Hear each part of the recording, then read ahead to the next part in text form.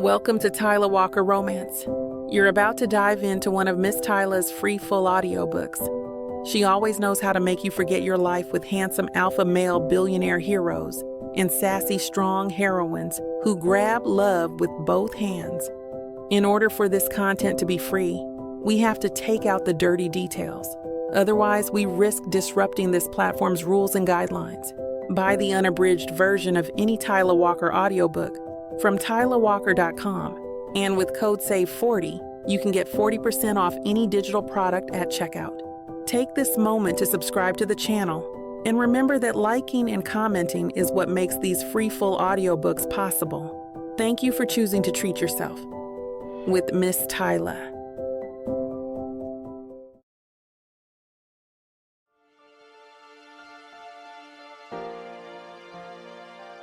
Chapter 1. Lillian.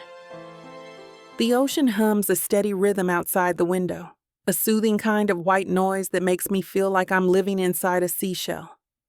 Cassie's beach house is ridiculous. Floor-to-ceiling windows, marble countertops, plush white furniture that's more for show than comfort. This house wasn't just designed for living, it was designed to impress. Meanwhile, I'm standing here in an oversized sweatshirt and leggings, barefoot on heated floors, wondering how my life has taken this turn. House sitting for my best friend. Like a glorified pet sitter, except the only thing I'm responsible for is locking up and not burning the place down. I'm not ungrateful. I need the extra cash, but I'd be lying if I said it didn't sting just a little. Cassie's flying off to Europe for some runway show while I'm here making sure her floors stay spotless. It's a glaring reminder of just how different our worlds are. Still, I'm determined to make the best of it. A week of peace and quiet by the beach isn't the worst thing in the world. No emails, no rent worries for the moment. Just the ocean, a few good books, and a fully stocked kitchen I didn't pay for. I'm halfway through unpacking when there's a knock at the door. 3 quick taps. My heart leaps. Probably because this house is so cavernous, it feels like I'm the only person left on the planet. When I open the door, my breath catches in my throat. Carter Davis is standing there. He leans against the doorframe like he owns the place, which technically his family does. Hands in the pockets of his perfectly tailored jeans. His navy Henley clings to his chest, hinting at muscles that are definitely not the ones I remember from years ago. His hair's a little longer, tousled like he just got back from surfing, and his smile is lazy, confident, and annoyingly attractive. "Hey, Lil," he says, his voice low and smooth like warm honey. Or should I say neighbor? Didn't expect to see you here. I blink, suddenly hyper-aware of the fact that I'm wearing no makeup, and my hair's piled on top of my head in a messy bun. "Carter," I managed to say, trying to sound casual. "I didn't know you lived next door." "Yeah, bought the place last year. Figured it was time to stop crashing at Cassie's every summer." His eyes sweep over me, lingering for just a second too long. "What brings you here?" "House sitting." I step back, letting him inside. "Cassie's off to Europe for a week. She asked me to keep an eye on things." He chuckles, his eyes glinting with something I can't quite place. "Figures. Cassie always did know how to delegate." I laugh despite myself. "Yeah, well, someone's got to make sure her plants survive." Carter's gaze softens, and for a second, it feels like the air between us shifts. I've known him for most of my life. He was always the charming older brother who treated me like his kid sister's friend. Nothing more. But right now, he's looking at me like something else entirely. "You look good, Lil," he says, his voice dropping just a little. Heat rises to my cheeks, and I hate how easily he can unravel me with a simple sentence. "Thanks. You too." There's a beat of silence, charged and heavy, before Carter clears his throat and gestures toward the door. "You busy?"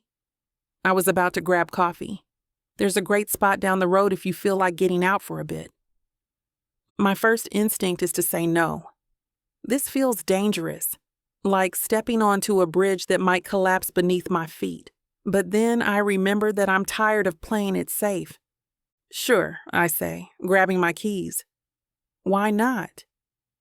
The coffee shop is small and cozy, with mismatched chairs and the smell of fresh pastries hanging in the air. We sit by the window, the ocean just visible in the distance. So, Carter says, stirring sugar into his espresso. How have you been?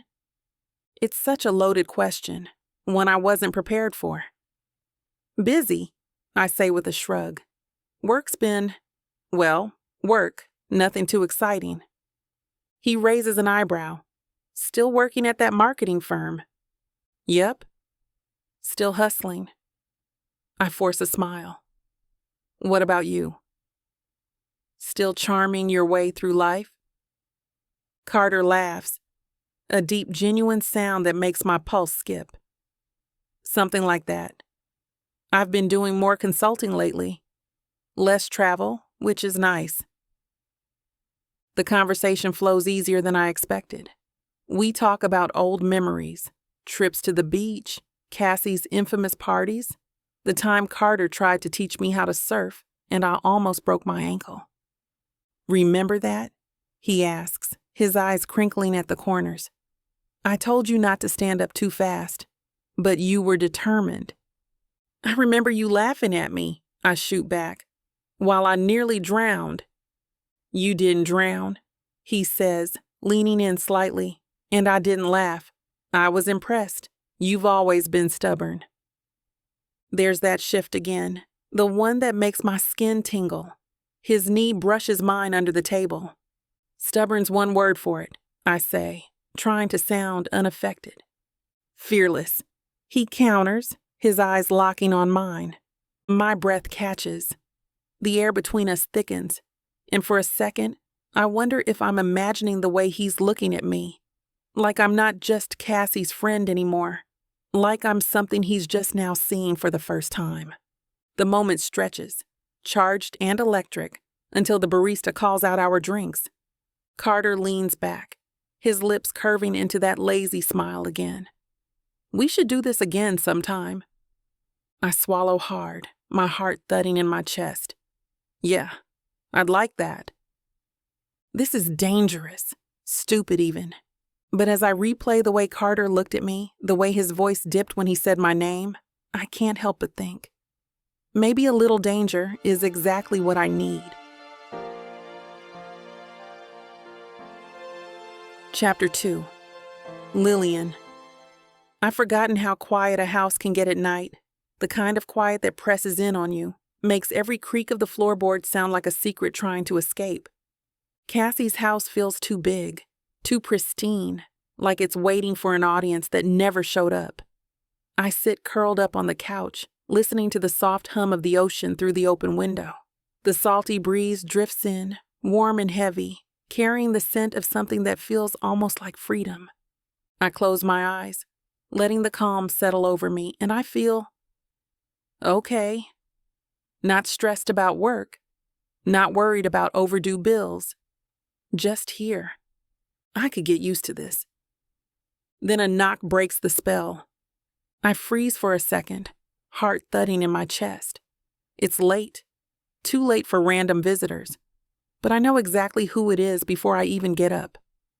When I open the door, Carter is standing there, barefoot in the sand, a six-pack of beer dangling from one hand. The porch light catches in his hair, turning it gold at the edges, and for a moment, I'm 17 again.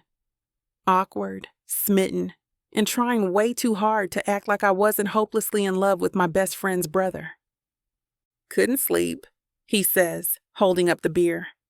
Thought you might be up. I step aside, nodding toward the kitchen. Come in.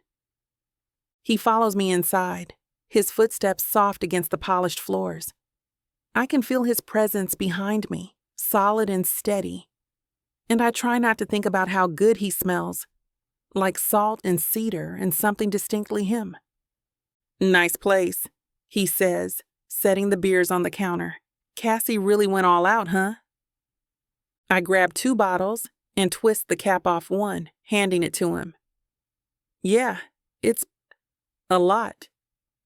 He chuckles, leaning against the counter, his eyes never leaving mine. A lot is kinda Cassie's thing. True, I admit, taking a long sip. The beer is cold and crisp, cutting through the lingering warmth in the air.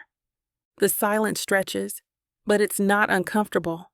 It's loaded, charged with something I can't quite name. So, what have you been up to? I ask, breaking the quiet. Besides buying beach houses and showing up unannounced? Carter laughs, the sound low and warm. Mostly work, consulting gigs, some investments, boring stuff. He pauses, his eyes flicking to mine. And you? How's life treating you? Depends on the day, I say honestly. Some days I feel like I've got it all figured out. Other days, not so much. He nods, like he understands exactly what I mean. That's life, right? A little bit of chaos, a little bit of calm. Yeah, I say softly. I guess it is. Carter leans a little closer, resting his elbow on the counter. His eyes are darker now, catching the low light in the kitchen. I always wondered what you'd end up doing, he says, his voice just above a whisper. You were always the one with the big dreams. The words hit me harder than they should. I swallow, trying to ignore the lump forming in my throat. Yeah, well, life has a way of putting those dreams on hold. Doesn't mean they're gone, he says, his voice steady and sure. I look at him, really look at him, and something stirs in my chest. I'd buried that feeling years ago. The way my heart used to race every time he was near. The way his voice could make me forget everything else. But now, it's coming back, something stirring. And it terrifies me. You always knew how to make things sound easy, I say, trying to lighten the mood. Carter's lips tug into a slow, lazy smile. It's not easy, but it's simple. I raise an eyebrow. Oh, really? And what's the difference? Easy means no effort. Simple means it's clear, even if it's hard. His eyes hold mine, his voice dipping lower. Sometimes you just have to decide what you want and go for it. My pulse raises. And for a second, I'm sure he can sense it. He's close now. Closer than he should be. And I can feel the pull between us, as strong and steady as the tide outside. I should step back. I should laugh it off, make a joke, anything to break the tension. But I don't. I can't. His gaze drops to my lips, just for a heartbeat, and my breath catches in my throat. Car dash. He moves first. His hand brushes my cheek, his touch warm and sure, and then his mouth is on mine, soft but insistent. For a moment, everything else fades. The house, the ocean, the years of pretending this didn't exist. It's just him, just us. When he pulls back, his forehead resting against mine, I'm breathless. I don't move. I don't want to. You've been on my mind, Lil, he admits, his voice low and rough, since the second I saw you standing at that door. His words sink in, settling somewhere deep and warm inside me. I could fall into this so easily, let myself get swept away. But then reality crashes back in, sharp and unforgiving. This is complicated, I say, my voice barely audible. I'm okay with complicated, he says without missing a beat. I close my eyes, leaning into his touch for just a second longer before pulling away. We shouldn't, he nods, stepping back. I know. But the way he's looking at me says he's not done. Not even close. Good night, Carter, I say softly, my voice wavering just enough to give me away. Good night, Lil. He lingers for a moment, his eyes searching mine before turning and walking out the door. I close it behind him, my heart still racing, and press my back against the wood. This is dangerous, messy, complicated. But I don't care. Chapter 3. Carter. It's been a day since I walked out of that house, and I'm still replaying the way she looked at me, the way her voice caught on my name.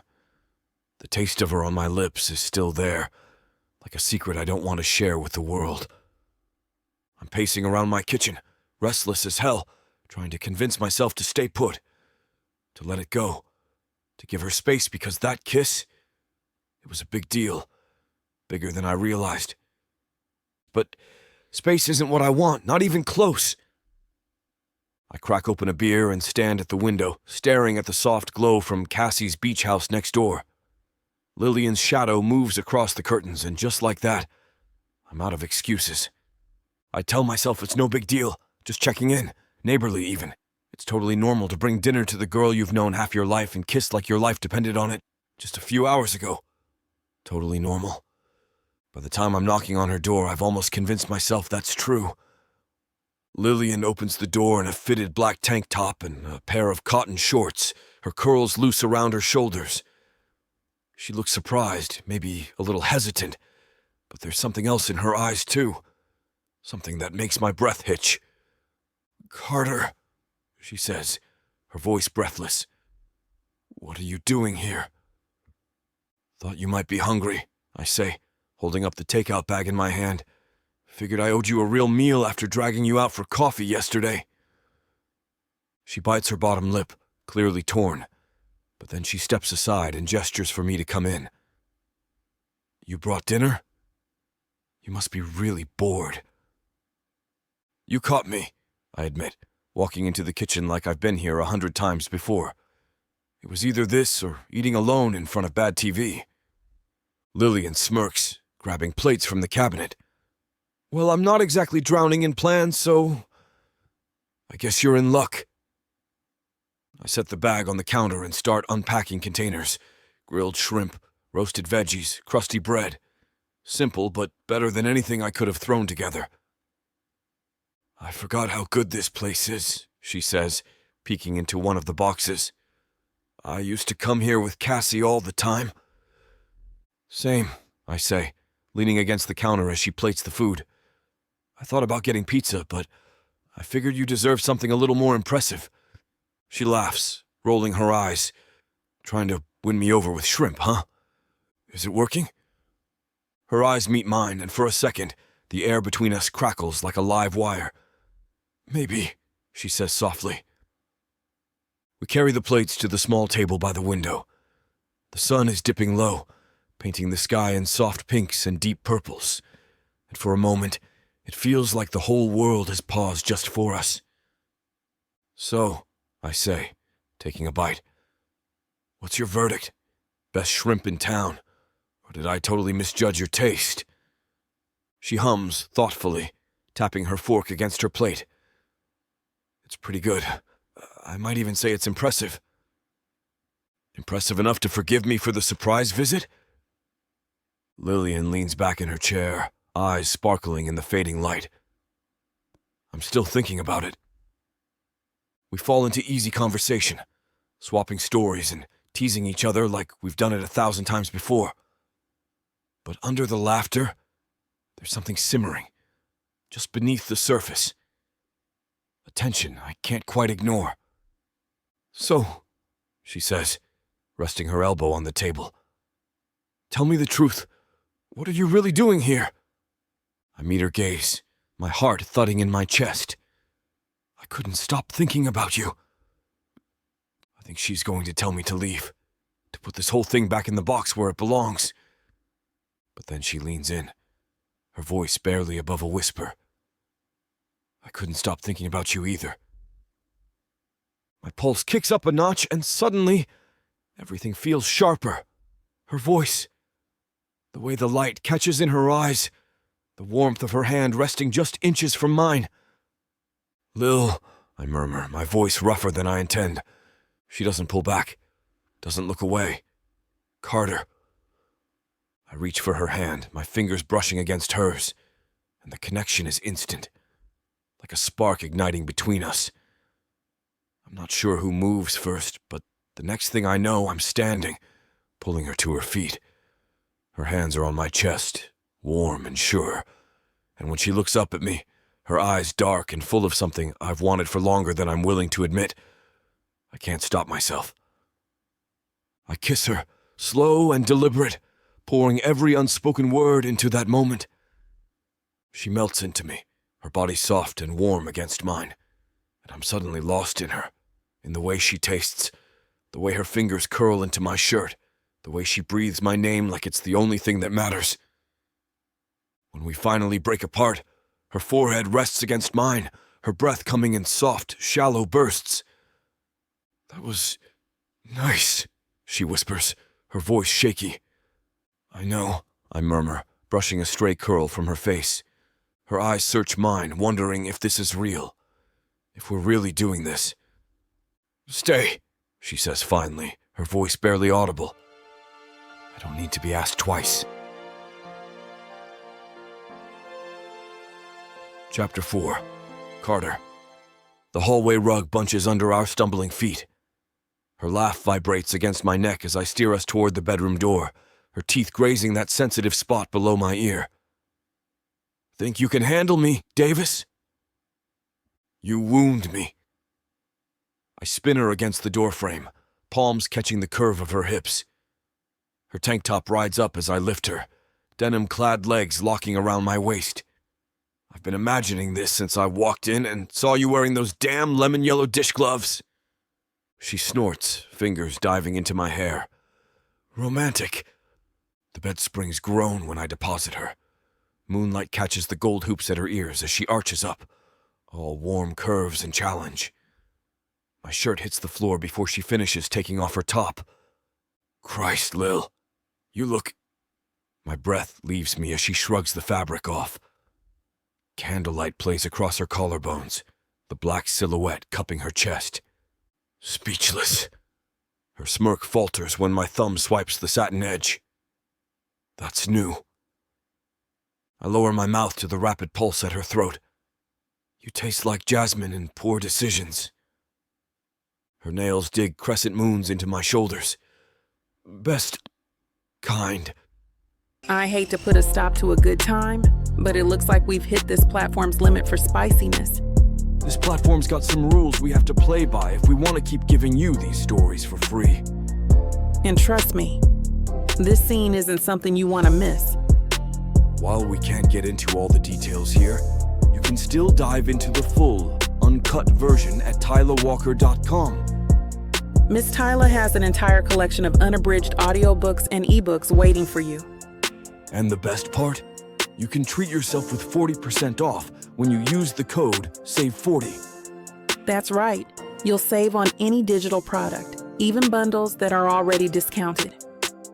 Miss Tyla would never let anyone feel the kind of disappointment you must be feeling right now.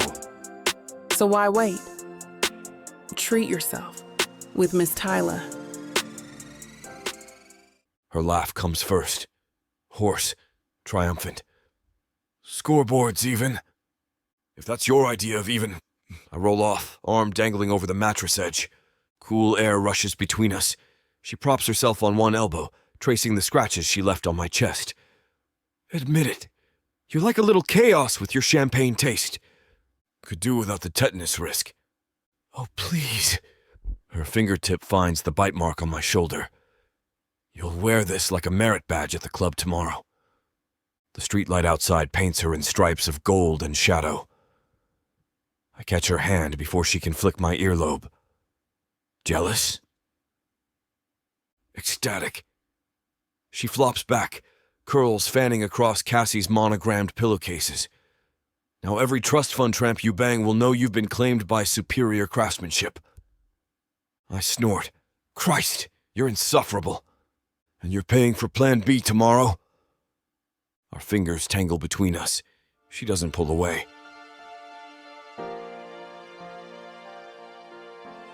Chapter 5. Lillian. The warmth of the evening air wraps around me like a soft blanket as I walk the short distance to Carter's house. There's something comforting about the sound of the waves crashing nearby, a steady rhythm that keeps me grounded while my mind races ahead of me. Dinner at Carter's house. I tell myself it's casual, just two old friends catching up. But I'm not stupid. Casual dinners happen after you screwed the life out of each other. When I knock, it takes only a second for Carter to open it. He's barefoot, wearing dark jeans and a fitted gray t-shirt that hugs his chest just right. His hair's still a little messy, like he's been running his hands through it all day. And there's something about the way he leans against the doorframe that makes my pulse kick up a notch. "Hey," he says, his voice low and easy. "You made it?" "Hey," I say, trying to sound nonchalant even though my heart's beating like a drum line in my chest. "Nice place." "Thanks," he says, stepping aside so I can walk in. "It's nothing fancy, but it's home." The space feels warm and lived in, nothing like Cassie's glossy, magazine-perfect beach house. There's a soft throw draped over the couch, books stacked on the coffee table, and the scent of something delicious wafting from the kitchen. It's cozy. Familiar in a way I wasn't expecting. "Wine?" Carter asks, already heading toward the kitchen. "Absolutely." I follow him, leaning against the counter as he pours 2 glasses. He hands me one, our fingers brushing for a brief second. It's nothing, really. Barely a touch, but it sends a tiny spark up my arm. I pretend not to notice. "So, what's on the menu tonight, Chef Carter?" I ask, raising an eyebrow.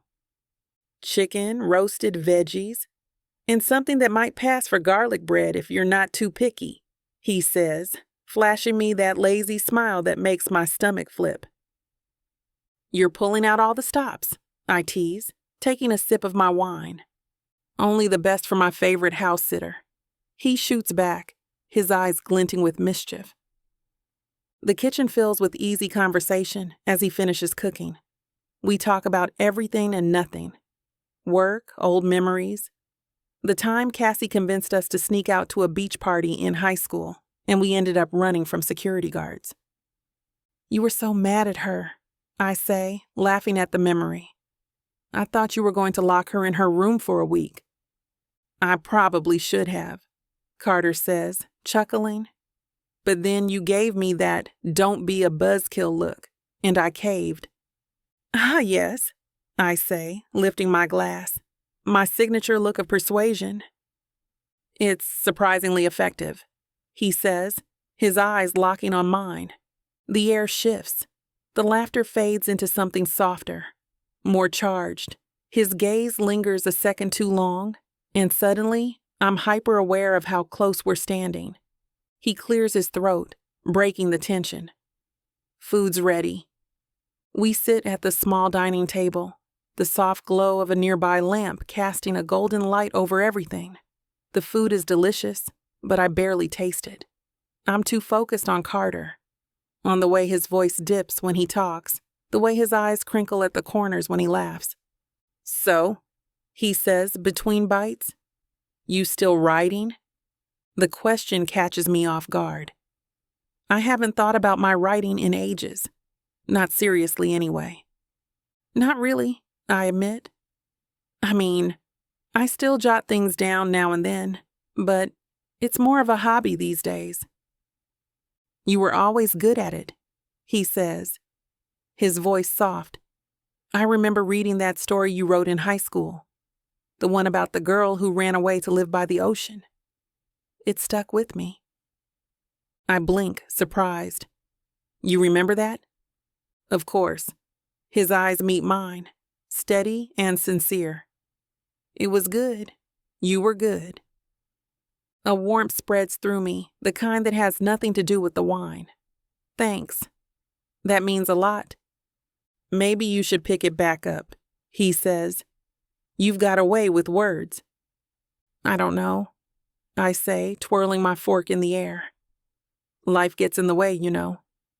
"Yeah," he says quietly. "I know." The silence stretches again, but this time it feels heavy, full of all the things we're not saying. I glance at him, wondering if he feels it too. This strange pull between us. The way the air thickens whenever we're too close. Or maybe I'm imagining it. Maybe this is just what happens when you spend too much time alone with someone who's always been off limits. I take a long sip of wine, trying to shake the thought, but it clings to me like sea mist. "You okay?" Carter asks, his brow furrowing just slightly. "Yeah," I say quickly. "Just thinking. About how different this place feels," I say, skirting the truth. "It's so quiet compared to the city. Good quiet or bad quiet?" "Good," I say, smiling a little. "Definitely good." He nods. I'm glad. After dinner, we move to the couch with what's left of the wine. The conversation turns lighter again. Music, favorite movies, ridiculous childhood stories. We laugh until my sides hurt, and for a moment, I forget about everything else. "You're easy to talk to," I say, resting my head on the back of the couch. Carter leans back, his arms stretched along the back of the couch, his fingers just barely brushing my shoulder. "So are you." I tilt my head to look at him, and for a second, the world tilts with me. His eyes are dark and soft, his face so close I can feel the warmth of his breath. "You should come over more often," he says quietly. Yeah. His voice is barely a whisper now. "I like having you here." My heart stutters, my breath catching in my throat. "I like being here." The words hang between us, thick and heavy, and I know, if I lean in just a little, this night will end differently. I don't move, neither does he. Chapter 6. Carter. The second I close the door after Lillian leaves, I can feel it. A pressure in my chest, heavy and insistent. I lean back against the doorframe, staring into the empty room, trying to catch my breath like I've just run a marathon. She has this effect on me, this way of walking into a space and making it feel brighter, fuller, like the air itself shifts around her. But it's not just her smile, or the way her laugh feels like sunshine. It's the way she looks at me, like she sees something more than just Cassie's older brother, like she's daring me to cross a line we both know we shouldn't. I push off the door, pacing the room. It's dangerous, messy, complicated. And it's all I can think about. Cassie wouldn't approve, not for a second. She's fiercely protective of Lillian, always has been, and even though she's been too wrapped up in her own life to notice lately, I know she'd have something to say about this. About us. If there even is an us. I run a hand through my hair, frustration bubbling up in my chest. I shouldn't be thinking like this. I shouldn't be thinking about her at all. But then someone knocks, and every logical thought I've been trying to hold on to flies right out the window. When I open it, Lillian is standing there, barefoot in the sand, her curls wild from the breeze. She's holding her sandals in one hand, her other arm wrapped around her waist like she's trying to keep the chill away. "I couldn't sleep," she says. "Thought I'd go for a walk." My mouth opens, but no words come out. She's stunning, standing there in the glow of the porch light, and for a second all I can do is stare. "Do you want to come with me?" she asks, tilting her head slightly. And just like that, I'm nodding. The sand is cool beneath my feet as we walk side by side along the shoreline. The waves crash against the shore, their rhythm steady and hypnotic, and the moon casts a silver light over everything, making the world feel softer. We don't talk much at first. The silence isn't awkward, though. It's easy, comfortable, like we've been walking this beach together for years. Then she stops, turning to face the ocean. "I used to dream about this," she says. I glance at her, waiting for her to continue. "Living by the ocean," she explains, her gaze fixed on the horizon. "When I was a kid, I used to think it was the most magical place in the world, like it could wash away anything bad and leave you clean, you know?" I nod, even though I'm not sure I do. "And now?" She looks at me, her eyes soft and thoughtful. Now I think it's still magical. Just in a different way. The way she says it, her voice low and laced with something I can't quite name, makes my chest ache. You should swim, I say suddenly, the words tumbling out before I can think better of them. She raises an eyebrow, her lips curving into a half smile. Excuse me. You love the ocean so much, I say, shrugging. Go for a swim. It's the middle of the night, Carter. So, she laughs, shaking her head. You're crazy. Maybe, I say, stepping toward the water. But I'm not wrong. I walk into the waves, the cool water lapping at my ankles, then my knees. When I turn back to look at her, she's still standing on the shore, watching me like I've completely lost my mind. Come on, Lil, I call out, wading deeper. Live a little. She hesitates for a second, then tosses her sandals onto the sand and follows me in, her laughter ringing out like music over the sound of the waves. The water is colder than I expected, but I don't care. Not when she's here, splashing and laughing, her face lit up like she hasn't felt this free in years. You're insane, she says, her teeth chattering as she ducks under a wave. Takes one to know one, I shoot back, grinning as she comes up, her curls dripping and clinging to her skin. She splashes me, her laughter echoing in the night, and for a moment, everything else falls away. The tension, the doubts, the voice in my head telling me to stop before it's too late. It's just her, just us. But then she steps closer, the water swirling around us. The laughter fades into something quieter. You really don't think things through, do you? She murmurs, her voice teasing but soft. Not when it comes to you, I admit, my voice lower now. Her eyes widen just slightly, and I wonder if she's going to pull away. But she doesn't. Instead, she steps even closer, her hands skimming the surface of the water until they find my arms, her touch warm and electric against my skin. Carter, she says, my name a whisper on her lips. I cup her face in my hands, my thumbs brushing the water droplets from her cheeks. Her breath hitches, and I know. This moment is a line, one we can't come back from. But I don't care. I kiss her, slow and deep, the taste of salt and wine and Lillian filling every corner of my mind. Her arms wrap around my neck, pulling me closer, and I feel like I'm exactly where I'm supposed to be. When we finally break apart, her forehead rests against mine, her breath warm against my skin. This is crazy, she whispers, her voice shaky. Yeah, I murmur, my hand still cradling her face. But it feels right. She looks at me, searching like she's trying to find an answer to a question she's too afraid to ask. We're going to regret this, aren't we? She says softly. Not a chance, I say, pulling her closer. The waves crash around us, their rhythm steady and unchanging. But for me, the whole world has shifted. And I know there's no going back now.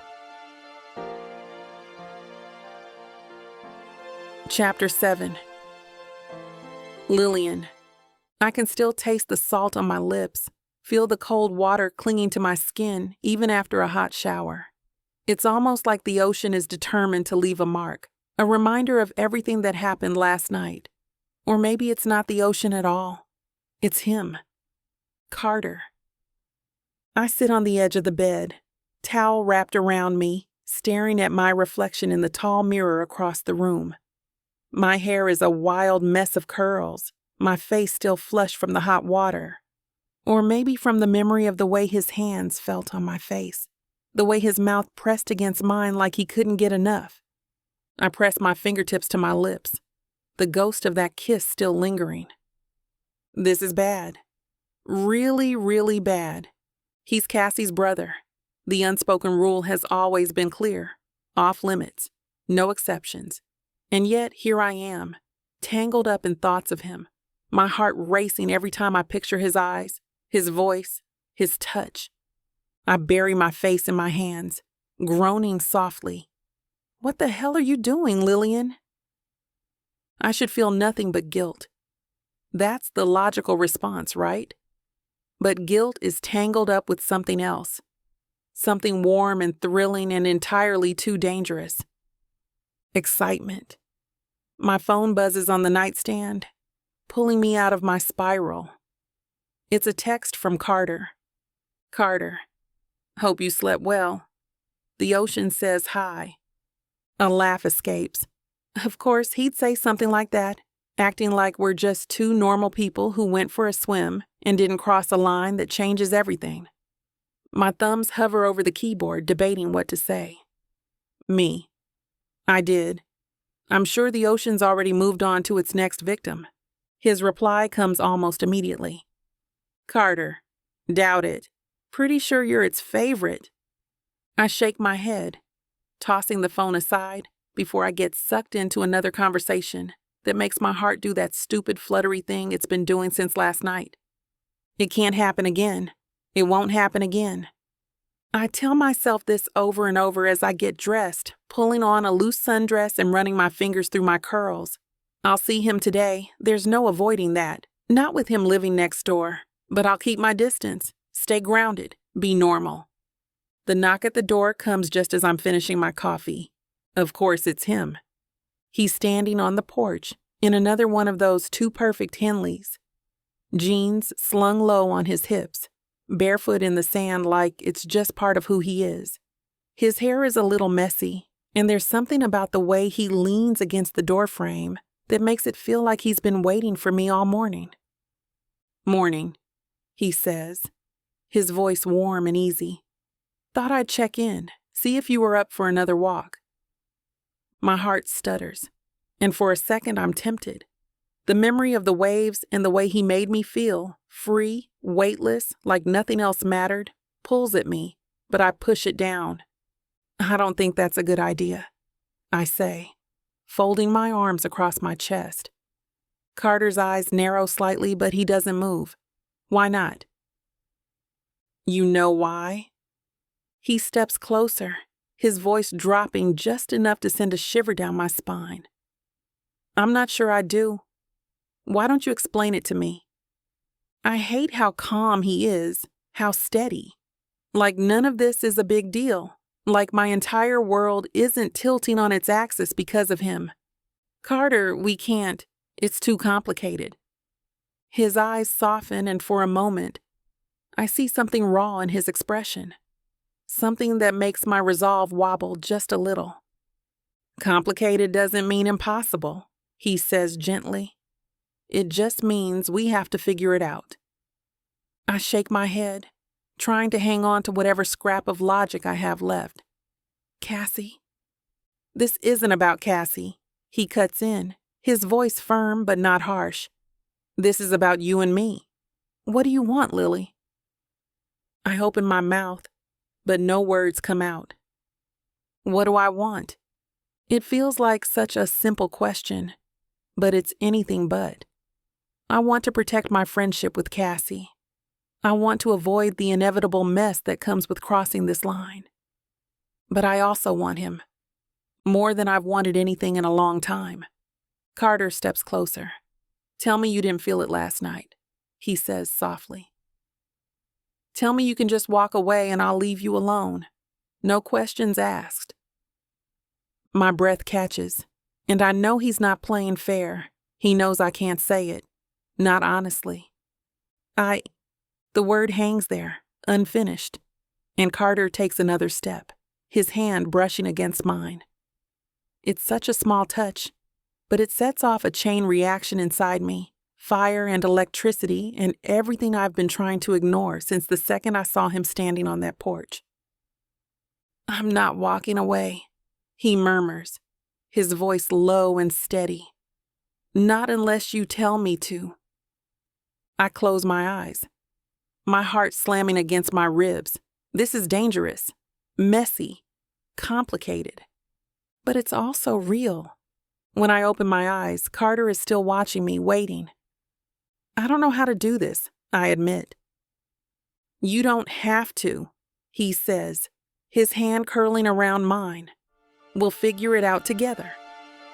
And just like that, my resolve crumbles.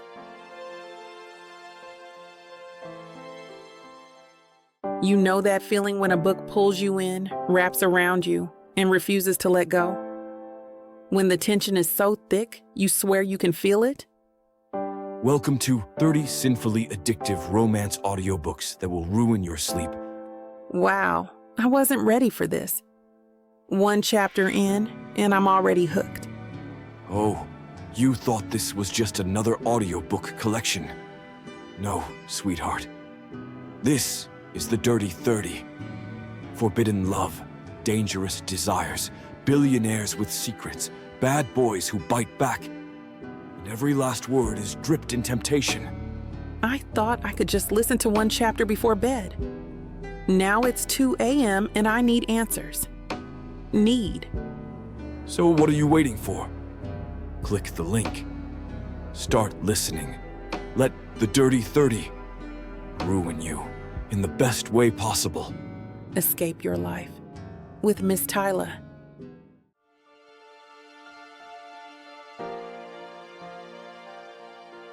Chapter 8.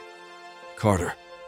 The fire crackles and pops, casting a soft glow over the sand while the ocean hums its steady rhythm in the background.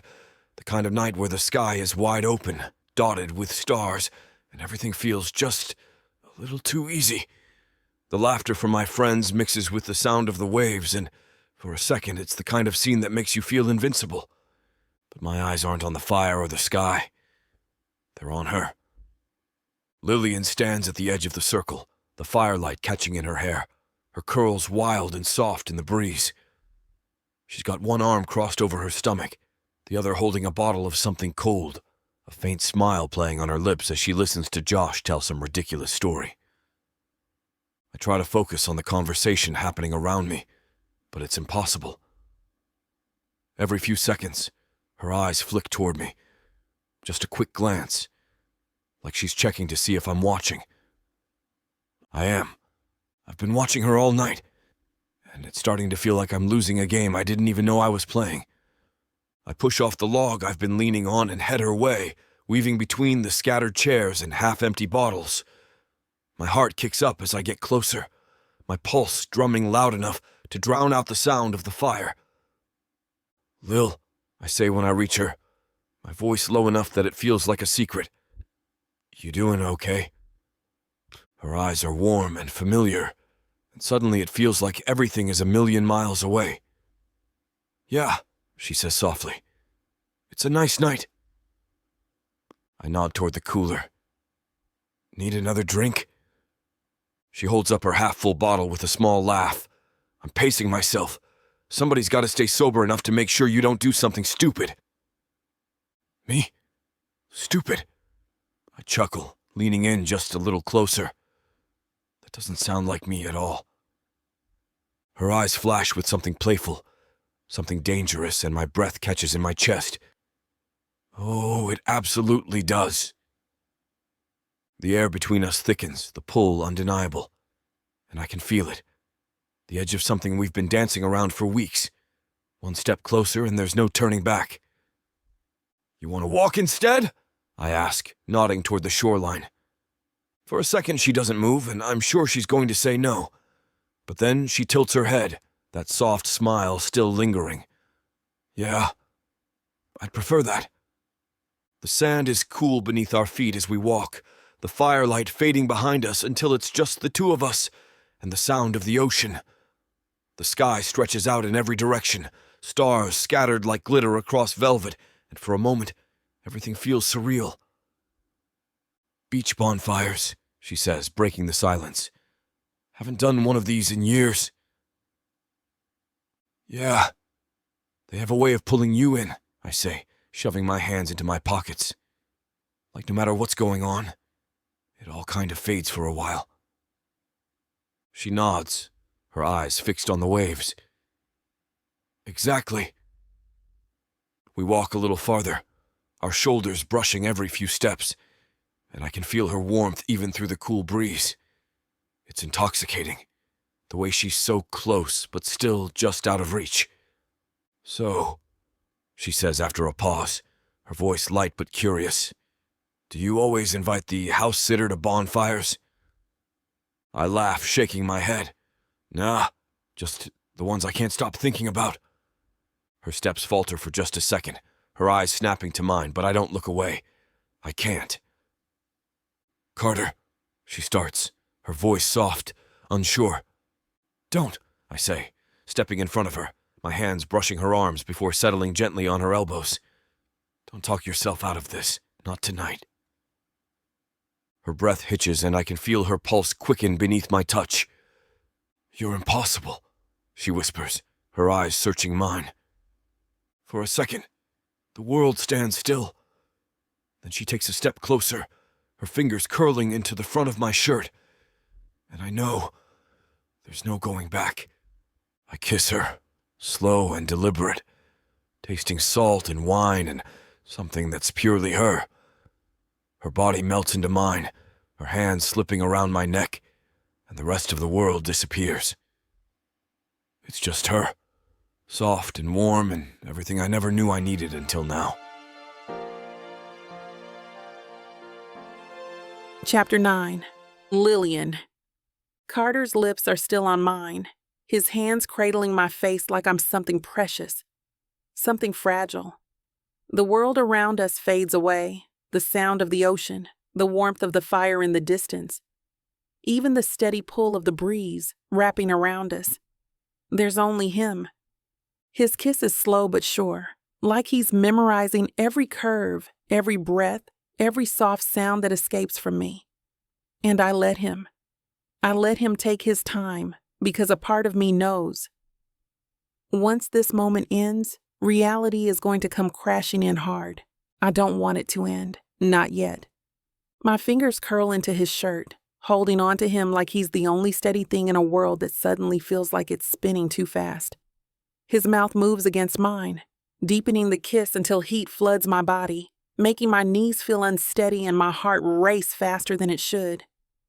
But then it slows, softens, and when he finally pulls back, our foreheads touch, our breaths mingling in the cool air. His thumb brushes along my jaw, leaving a trail of warmth in its wake. We stand there, tangled up in each other, and for a brief moment, it feels like we're the only two people in the world. But then reality starts to creep back in. The sound of distant laughter from the bonfire, the steady crash of the waves, and a cold wave of panic rises in my chest. Cassie. I take a small step back, untangling myself from Carter's arms, even though it feels like I'm leaving something vital behind. This is complicated, I say. I mean, No. He cuts in gently, his voice steady but soft. It doesn't matter. I shake my head, trying to gather my thoughts. Carter, she's my best friend. If she finds out, she's not here, he says, stepping closer again, his hand slipping around my waist. This isn't about her. This is about you and me. His touch is warm, steady, and for a second, I want to believe him. I want to forget all the reasons why this is a bad idea and just let myself fall into him. But the truth is, I've been here before, stuck between what I want and what's right, and it never ends well. I can't do this, I admit. I can't want you without hurting her. His fingers tighten slightly on my waist, his jaw clenching just enough for me to notice. You think I want to hurt her? You think I haven't been going over this in my head, trying to figure out how the hell we make this work without blowing everything up? I look up at him, surprised by the sudden intensity in his voice. But every time I try to walk away, he continues, his eyes locking on mine. I end up right back here, right back with you. And I'm tired of pretending like that kiss didn't mean something. The weight of his words sinks in, and suddenly, the ground feels unsteady beneath my feet. I know he's right. That kiss meant everything, and that's exactly what terrifies me. I exhale slowly, the tension in my chest loosening for me to breathe again. We can't rush this, I say. If we're going to do this, We need to be sure. His lips curve into the faintest smile, and he nods. Then we'll take our time. There's something so simple, so honest in the way he says it, that I feel the last bit of my resistance slip away. We end up back at his house, on the couch with a blanket, and what's left of the wine from earlier. The air between us feels lighter now, like the weight of all the unspoken words is finally gone. We talk about everything and nothing, the conversation weaving effortlessly between the past and the present. He tells me about the time he almost bought a food truck on a whim, and I laugh until my stomach hurts. I tell him about my dream of opening a small bookstore one day, and his eyes light up in a way that makes me feel like it's not such a crazy idea after all. "Why haven't you done it yet?" he asks, his head tilted slightly, genuinely curious. "It's not that easy," I say with a shrug. "You know how it goes." "Yeah," he says quietly. "But I think it's worth the risk, Lil. You shouldn't wait forever. You got to start now." The way he says it makes something twist in my chest. There's a sincerity in his voice that I can't ignore, like he's not just talking about the bookstore. "I'll think about it," I say, resting my head against his shoulder. We fall into a comfortable silence, and I feel at peace. But then the thought of Cassie creeps back in, like a shadow I can't quite escape. I shift slightly, sitting up, my mind racing. "She's going to know," I say quietly. "Eventually. We can't hide this from her."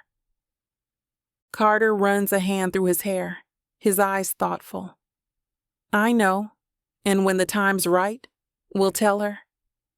I nod, but the knot in my stomach refuses to loosen. "What if it ruins everything?" I whisper. He reaches for my hand, his fingers lacing with mine. "Then we'll figure it out together." His words are steady, certain, like maybe, just maybe, this isn't doomed to fall apart. Maybe we can figure it out. When I finally leave, the sky is just starting to fade from deep blue to soft gray, the first hint of dawn peeking over the horizon. My body is exhausted, but my mind is wide awake, buzzing with everything that just happened. As I walk back to Cassie's house, I can't help but wonder if this is the start of something big, something that changes everything. And the scariest part, I think I want it to. Chapter 10, Carter. It's almost dawn when I finally make it back inside. The house is dark and quiet, the only sound the soft whisper of the ocean outside. Closing the door behind me, pressing my back against it, and take a deep breath. I keep telling myself this thing with Lillian is nothing serious. A fling, a temporary distraction. But deep down, I know that's a lie. It's not a fling, not even close. The way she looked at me tonight, the way she trusted me enough to let her guard down, I felt it in every corner of me. Something stronger than I want to admit. It's real. And I'm not sure how I'm supposed to walk away from that, even if it's messy, even if it's risky. I push off the door and head toward the kitchen. The last thing I need is another drink, but I crack open a beer anyway and lean against the counter, staring at nothing in particular. The problem is, I'm in too deep already. She's not just a girl I kissed at a bonfire. She's Lillian, Cassie's best friend, the girl I've known for years, the one who makes me laugh when I didn't even realize I needed it. The girl I can't stop thinking about? I take a long sip of my beer, the cool liquid doing nothing to calm the heat simmering just beneath my skin. I've always been good at keeping my life simple. Work hard, stay focused, avoid anything that feels too complicated. But with Lillian, every rule I've ever lived by seems to dissolve the second she's near. I don't know how to stop. I don't want to stop. My phone buzzes on the counter, and I glance down to see her name lighting up the screen. Lillian. Made it back to the house. Good night, Carter. I can't help but smile, warmth spreading through me at the thought of her tucked safely back inside Cassie's place. She's always been so careful, so guarded. Tonight was the first time I've seen her let go. And damn, it was beautiful. Me. Good night, Lil. See you tomorrow? I don't expect a response right away, but the dots appear almost instantly. Lillian. I shouldn't... But yes, I laugh under my breath, already picturing the way her lips curl into that half-smile she does when she's trying to act like she's not enjoying herself. Me. Then it's a date. The next morning, the sun is already high when I head outside. My place backs right up to the beach, and even though I've lived here for a while, it never gets old. The endless stretch of sand, the way the waves roll in, steady and constant. I spot Lillian almost immediately. She's sitting on the deck of Cassie's house, her legs tucked up under her, a book resting on her lap. The light catches in her curls, turning them into a halo around her face, and for a second I forget how to breathe. She glances up and catches me staring. Her lips curve into a soft smile, but there's something tentative in it, like she's still figuring out how to navigate whatever this is between us. Morning, I call out, leaning casually against the railing that separates our properties. Morning, she replies, closing her book. You're up early. I arch a brow. It's almost noon. Exactly, she teases. Early for you. I chuckle, crossing the sand until I'm standing just below her deck. I'll have you know, I've already been very productive today. Oh yeah? She leans her elbows on the railing, her eyes sparkling. What'd you do? Had coffee. Thought about you. I keep my voice light, but there's an undercurrent of truth in the words. Her cheeks flush the slightest shade of pink, and I swear it's the best thing I've seen all day. Smooth, she says, shaking her head. Worked, didn't it? I shoot back, folding my arms over my chest. You want to grab lunch? Her smile falters for a second, and I know she's weighing it, trying to decide if it's too much, too soon. But then she nods. Yeah, I'd like that. We end up at a little beachside cafe, tucked away from the main strip. It's quiet. Just the sound of the waves and the clinking of silverware, and for a while it almost feels like we're in our own little world. Lillian plays with the edge of her napkin, her eyes flicking up to meet mine. So, what's the plan here, Carter? I tilt my head, studying her. The plan? Yeah. She exhales slowly, her fingers tightening around the napkin. You and me, what are we doing? Her question is heavy and unavoidable. I could lie, tell her it's casual, just something fun for the summer. But I'm tired of lying to myself, and to her. I don't have a plan, I admit, my voice low but steady. All I know is I want to be around you. I want to keep seeing where this goes. Her eyes soften, her shoulders relaxing just a little. That's honest. It's the truth, I say, leaning forward. I'm not saying it's going to be easy. I'm not saying it won't get messy. But I want to figure it out with you. She nods slowly, her eyes searching mine. Okay. Let's figure it out. We spend the rest of the afternoon talking, laughing, stealing little moments that feel like stolen treasures. Every time she looks at me, every time her hand brushes mine across the table, it becomes clearer. There's no turning back now. I'm in this. For better or worse, I'm not walking away from her. And judging by the way she looks at me when we leave the cafe, her hand slipping into mine as naturally as breathing, she's not walking away either. Chapter 11. Lillian. The breeze off the ocean is warm and soft, carrying the scent of salt and sunshine as I lean against the railing of Cassie's deck.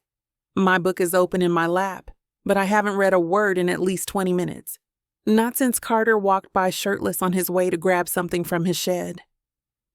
It's ridiculous how quickly my thoughts spiral when he's around, how my pulse speeds up, how every glance feels charged with a kind of electricity I can't ignore.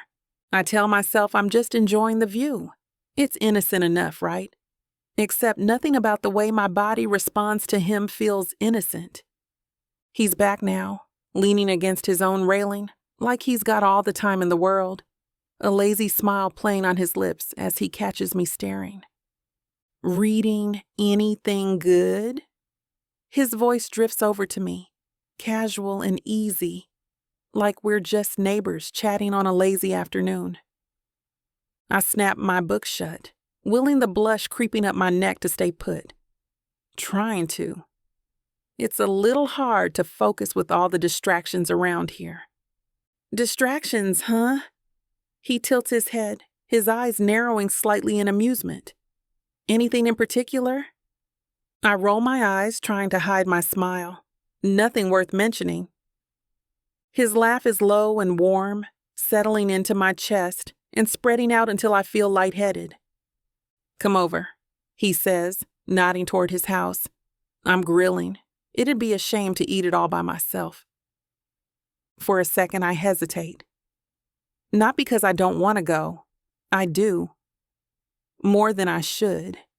But every time I cross that invisible line between us, I feel the weight of what we're doing pressing down on me. Cassie's voice echoes in my head. That familiar mix of warmth and protectiveness she's always had for me. If she knew what was happening, if she found out how far things had gone between me and Carter, how would she react? I don't know. And that's what keeps me cautious. But at the same time, something about the secrecy is thrilling. The way every shared glance feels like a little conspiracy, a stolen moment just for us. Okay, I say finally, standing and tucking my book under my arm. But only if you're sharing that wine you opened last night. You drive a hard bargain, he teases, stepping back inside. Get over here before I change my mind. The smell of grilled vegetables and chicken fills the air by the time I walk into his kitchen, and Carter is moving with the kind of ease that makes my stomach flutter. Like this is just a normal afternoon, like we've done this a million times before. Wine's on the counter, he says, tossing a glance over his shoulder. Help yourself. I pour a glass, leaning against the island as I watch him work. So, is cooking one of your secret talents? Secret? He raises an eyebrow. You think I've been hiding this from you on purpose? Maybe, I tease. You've always been full of surprises. He turns, holding a spatula in one hand, a mischievous glint in his eyes. Oh, I'm just getting started. The way he says it sends a shiver down my spine, but before I can respond, the timer on the stove beeps, pulling him back to the grill. We settle onto the back deck with our plates, the ocean stretched out in front of us like a postcard. The food is perfect, simple and fresh, the kind of meal that feels like summer on a plate. Not bad, I say after a few bites, raising my glass in a mock toast. You might have a future in this. Careful, he says, his eyes twinkling. You're gonna stroke my ego. I think your ego is doing just fine.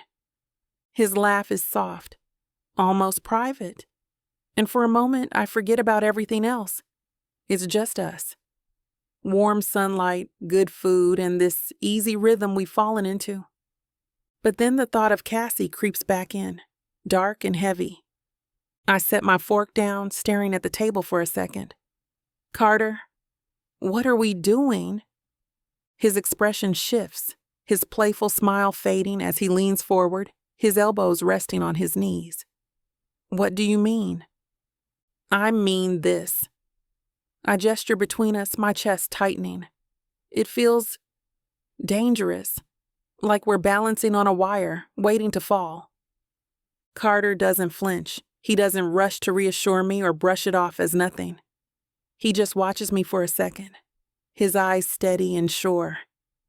Do you regret it? He asks, his voice quiet but firm. No, I say instantly, my throat tightening. That's the problem. I don't regret it, not even a little. He reaches across the table, his hand warm and steady as it covers mine. Then what are we so afraid of? Her, I admit, my voice barely a whisper. If she finds out, it could ruin everything. His thumb strokes gently over the back of my hand. We'll tell her when the time's right, I promise. But until then, This doesn't have to be complicated. We're figuring it out. His words settle over me like a soft blanket, and for the first time, I let myself believe it might be possible. The sun starts to set, painting the sky in shades of pink and orange as we move back inside. The kitchen hums with the sound of soft music, the two of us moving in sync as we clean up. "Are you always this bossy in the kitchen?" I tease, handing him a towel. "Only when I'm right," he shoots back, drying the last plate. I shake my head, laughing softly. "You're impossible." He steps closer, his hand brushing against my waist, his voice dropping to a low murmur. "You're stuck with me now." "Yeah," I whisper, my breath catching as his eyes darken. "I think I am." It sounds so simple. But with every step I take closer to Carter, the harder it's going to be to stop. Chapter 12. Carter. I didn't expect this. I've never been the kind of guy who gets caught up in feelings. Relationships for me have always been simple. Clear lines, no complications, nothing too deep. I've spent years perfecting the art of staying just close enough without letting anyone get too far under my skin. But then there's Lillian. She's unraveling everything I thought I knew about myself, tying me up in ways that feel effortless and impossible to escape. I watch her now from my deck, sitting on the sand, her face turned toward the ocean like it's whispering secrets only she can hear. I'm not just caught up in her. I'm falling for her. And it's not just physical. It's not just the way my pulse kicks up whenever she looks at me, or how every touch feels like it's charged with electricity.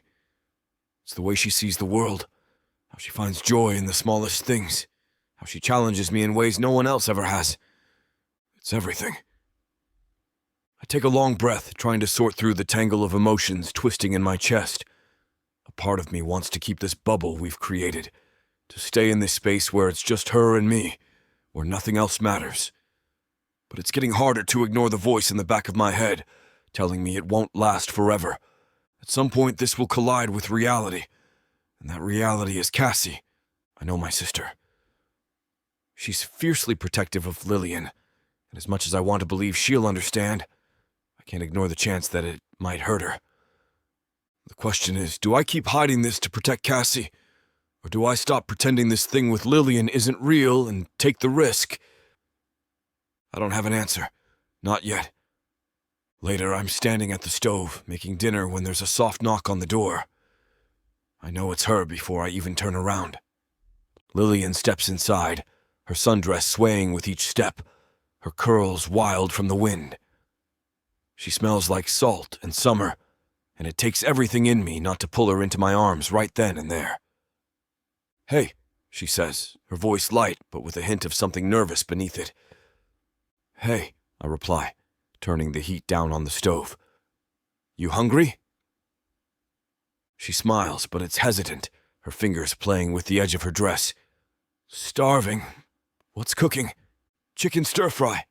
Nothing fancy. But I figured it'd get the job done." She steps closer, leaning against the counter. "You're getting dangerously close to showing off with all this cooking. People are going to start expecting things from you." "Just you," I say without thinking, my eyes locking on hers. "I only care about impressing you." For a second, everything else disappears. The food, the kitchen, even the sound of the ocean outside. It's just her, standing so close I can feel the heat coming off her skin. "Carter," she starts, her voice soft. "Careful." I reach for her hand, my thumb brushing over her knuckles. "We can't keep sneaking around forever, Lil. I know we said we'd take it a day at a time, but it's getting harder to hide this." Her eyes widen just slightly, and I can see the flicker of panic behind them. "You want to tell her?" "I don't want to keep lying to her," I admit. "Cassie's going to find out eventually, and when she does, I'd rather it come from us than through some awkward slip-up." She looks down at our hands, her teeth worrying her bottom lip. "She's going to freak out." "Yeah, probably," I say, squeezing her hand. "But she'll get over it. She loves you. And once she sees how serious we are, She'll come around. Her head snaps up, her eyes locking on mine. Serious? I freeze for a second, realizing what I just said, but there's no point in taking it back. Yeah, I say. Serious. I'm not playing around with you, Lil. This isn't a fling for me. Her eyes soften, her shoulders relaxing just slightly. It's not a fling for me either. The tension that's been hanging between us all day finally lifts, and I pull her into my arms, holding her tight against me. Her body melts into mine, fitting perfectly, and I can breathe again. I don't know how we do this, she whispers against my chest, but I want to figure it out with you. Me too, I murmur, pressing a kiss to her forehead. One thing at a time, right? She nods, and I can feel her smile against my shirt. We eat dinner on the back deck, the sky turning deep orange and pink as the sun sets over the water. Lillian laughs at something I say, her eyes crinkling at the corners. The sound is like music. I could get used to this. To her. To us. But even as I soak in the moment, a voice in the back of my head reminds me that we're not out of the woods yet. We still have to tell Cassie. And while I know it's the right thing to do, part of me can't shake the feeling that once we do, everything's going to change. Chapter 13. Lillian. Cassie's ringtone cuts through the quiet like a jolt of electricity, snapping me out of my peaceful bubble. I freeze, the phone vibrating insistently on the coffee table in front of me, her name lighting up the screen like a warning. I wasn't ready for this. I glance toward the window, where the early evening light is just starting to soften, and my heart races. I can still feel Carter's touch lingering on my skin, the warmth of his voice wrapped around me like a blanket. My chest tightens at the thought of having to lie to Cassie, of keeping this secret just a little longer. But what choice do I have? I swipe to answer and force my voice into something steady. Hey, Cass. Lil. Finally. Her voice is bright and bubbly like always. I was starting to think you'd forgotten about me while living the high life in my beach house. I let out a breathy laugh, leaning back on the couch. Oh, please, as if I could forget about you. So, she says, her tone turning mischievous, how's everything going? Did the house explode yet? Are my plants still alive? The plants are surprisingly resilient, I say, biting back a smile. They're thriving, actually. I'm starting to think they like me better than you.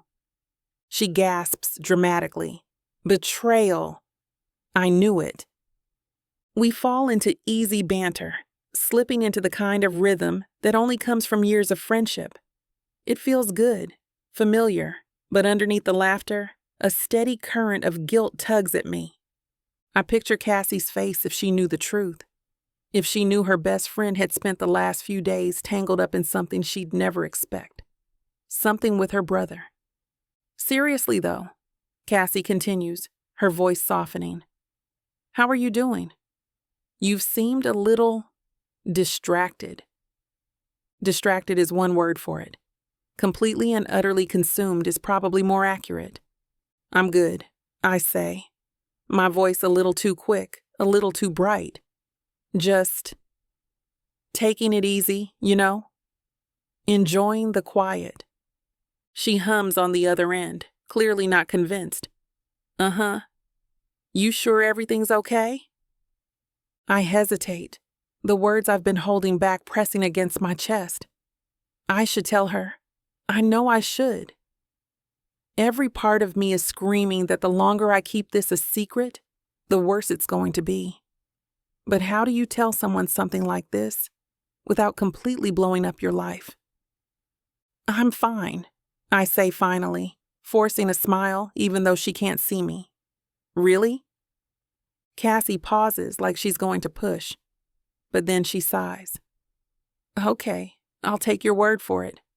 For now. There's a beat of silence before she changes the subject, launching into a story about her latest adventure in Europe.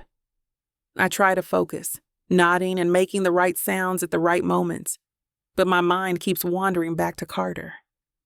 After I hang up, I sit in the silence for a moment, the weight of everything pressing down on me. I can't keep doing this.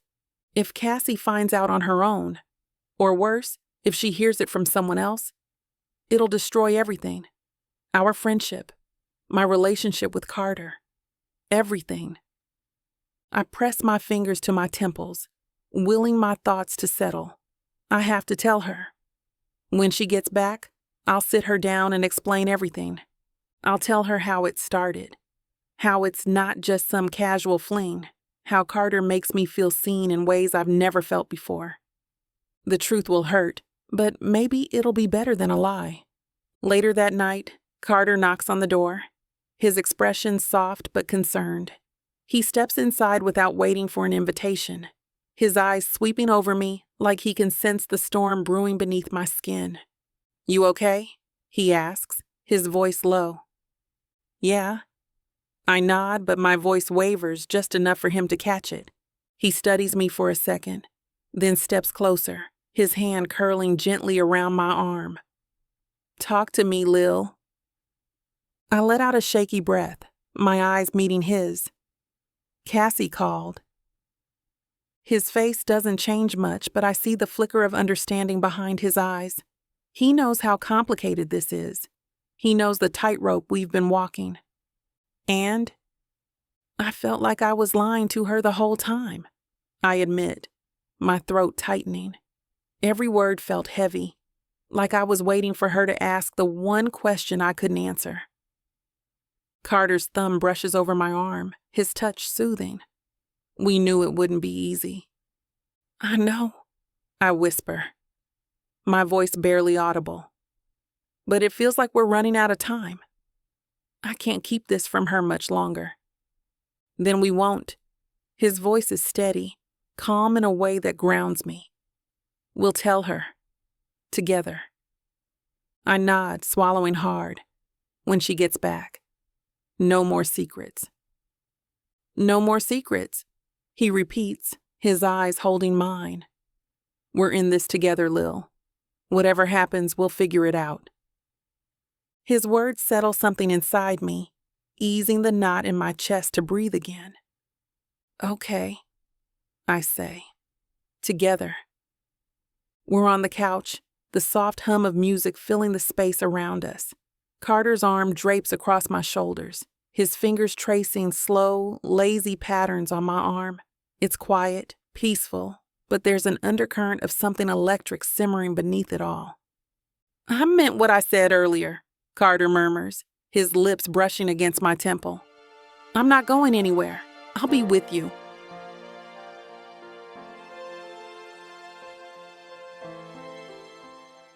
You won't know what hit you, baby. I'm going to take you, break you, and make you mine. And when I'm done, you're...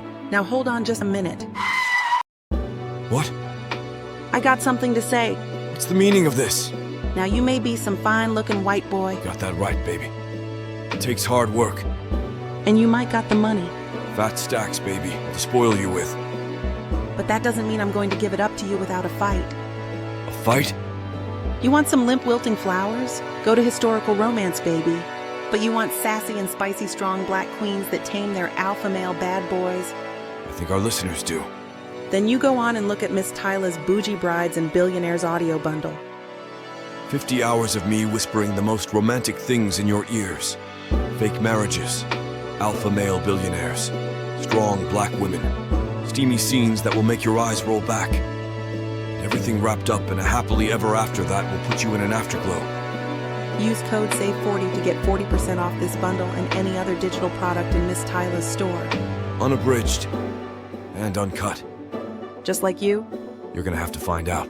Tyla Walker Romances. Escape your life with sassy romance.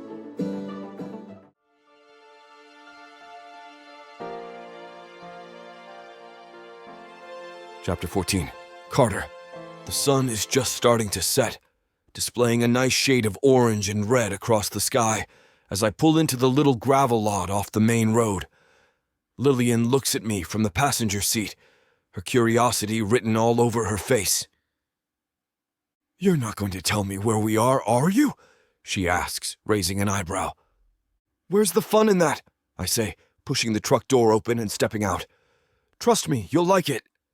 She follows me, her sandals crunching softly on the gravel as she falls into step beside me. I slip my hand into hers, giving it a quick squeeze, and her fingers tighten around mine, that simple touch enough to ground me. We walk down a narrow path that opens up onto a hidden cove, the sand cool beneath our feet. The waves roll in gently, and a soft breeze carries the smell of salt and seagrass. Lillian stops in her tracks, her eyes wide as she takes it all in. "Carter, this is beautiful. Thought you might like it."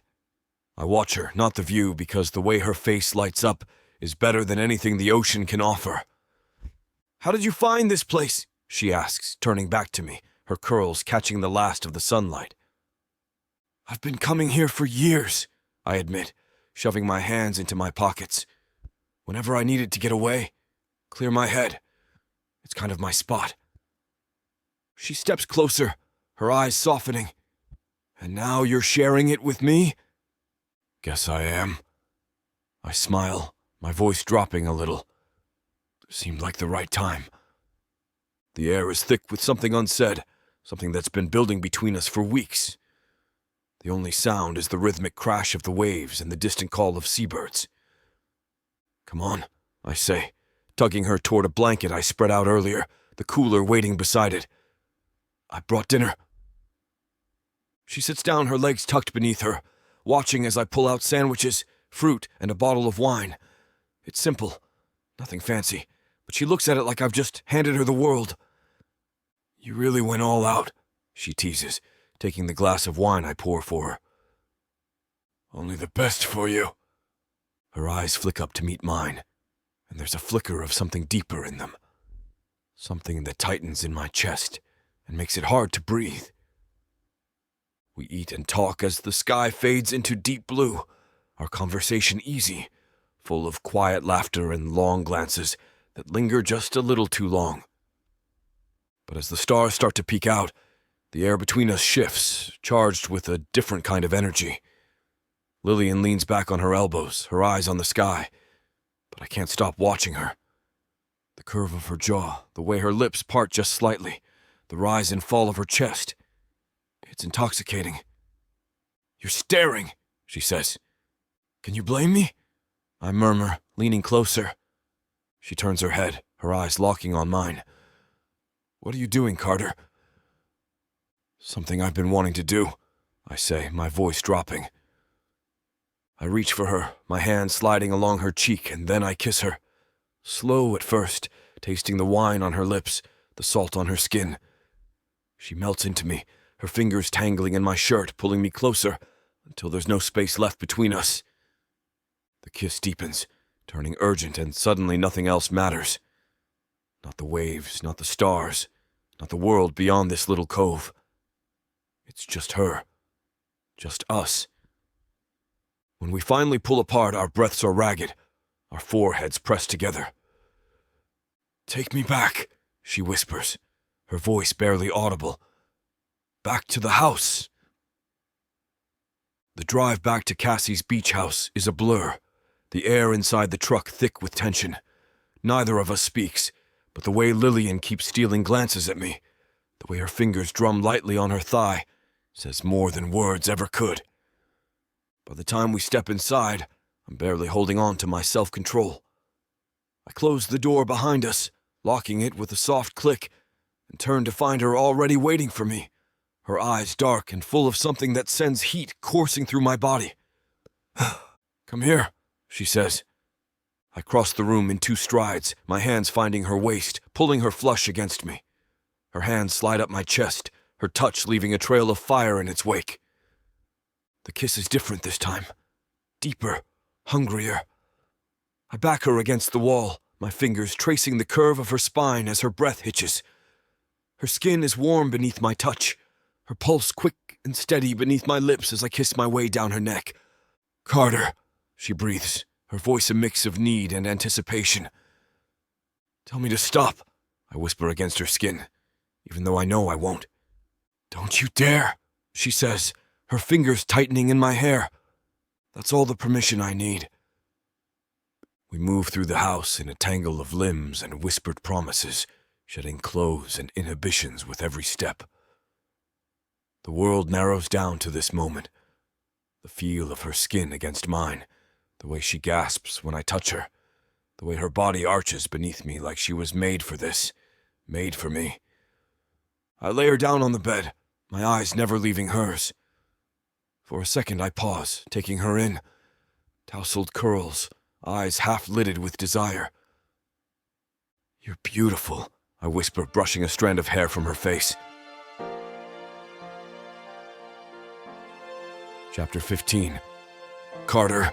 Her breath shudders when my fingers find the hem of her sundress. The fabric is sun-warmed cotton, smelling like salt water and the coconut oil she rubs into her skin. I trace the scalloped lace edge along her thigh, watching goosebumps rise in my wake. "Every time I saw you in this dress this week," I murmur, hooking a finger under the strap sliding down her shoulder. "I wanted to do this." The strap snaps against her skin. She arches up, but I pin her hip bone with my free hand. "Patience. Since when do you play fair?" Her laugh cracks mid-sentence when I peel the other strap down, her chest spilling free. My mouth finds the birthmark beneath her collarbone, 3 coffee drop stains shaped like Orion's belt. I hate to put a stop to a good time, but it looks like we've hit this platform's limit for spiciness. This platform's got some rules we have to play by if we want to keep giving you these stories for free. And trust me, this scene isn't something you want to miss. While we can't get into all the details here, you can still dive into the full, uncut version at tylawalker.com.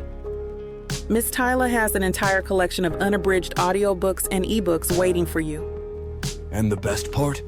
You can treat yourself with 40% off when you use the code SAVE40. That's right. You'll save on any digital product, even bundles that are already discounted. Miss Tyla would never let anyone feel the kind of disappointment you must be feeling right now. So why wait? Treat yourself with Miss Tyla. She collapses first, breath hitching in that way that used to mean she was trying not to cry after Cassie said something careless. I nudge her knee. Still alive. Debatable. Her palm splays over my pounding heart. Since when do you...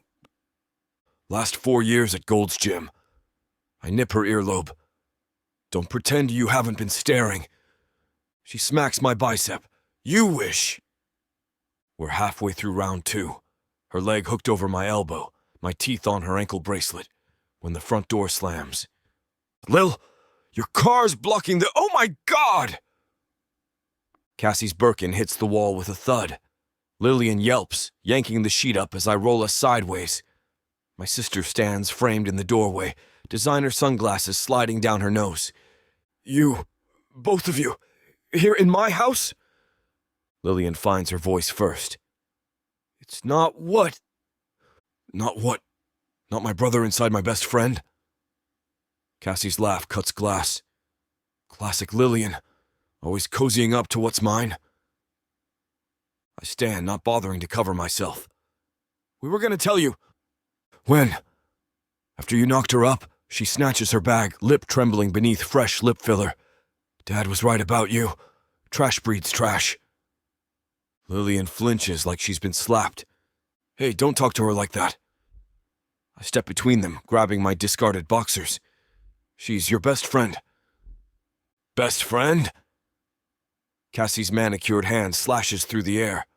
Best friends don't house sit for you, and then screw your brother in your bed. It's not your bed. It's the guest room.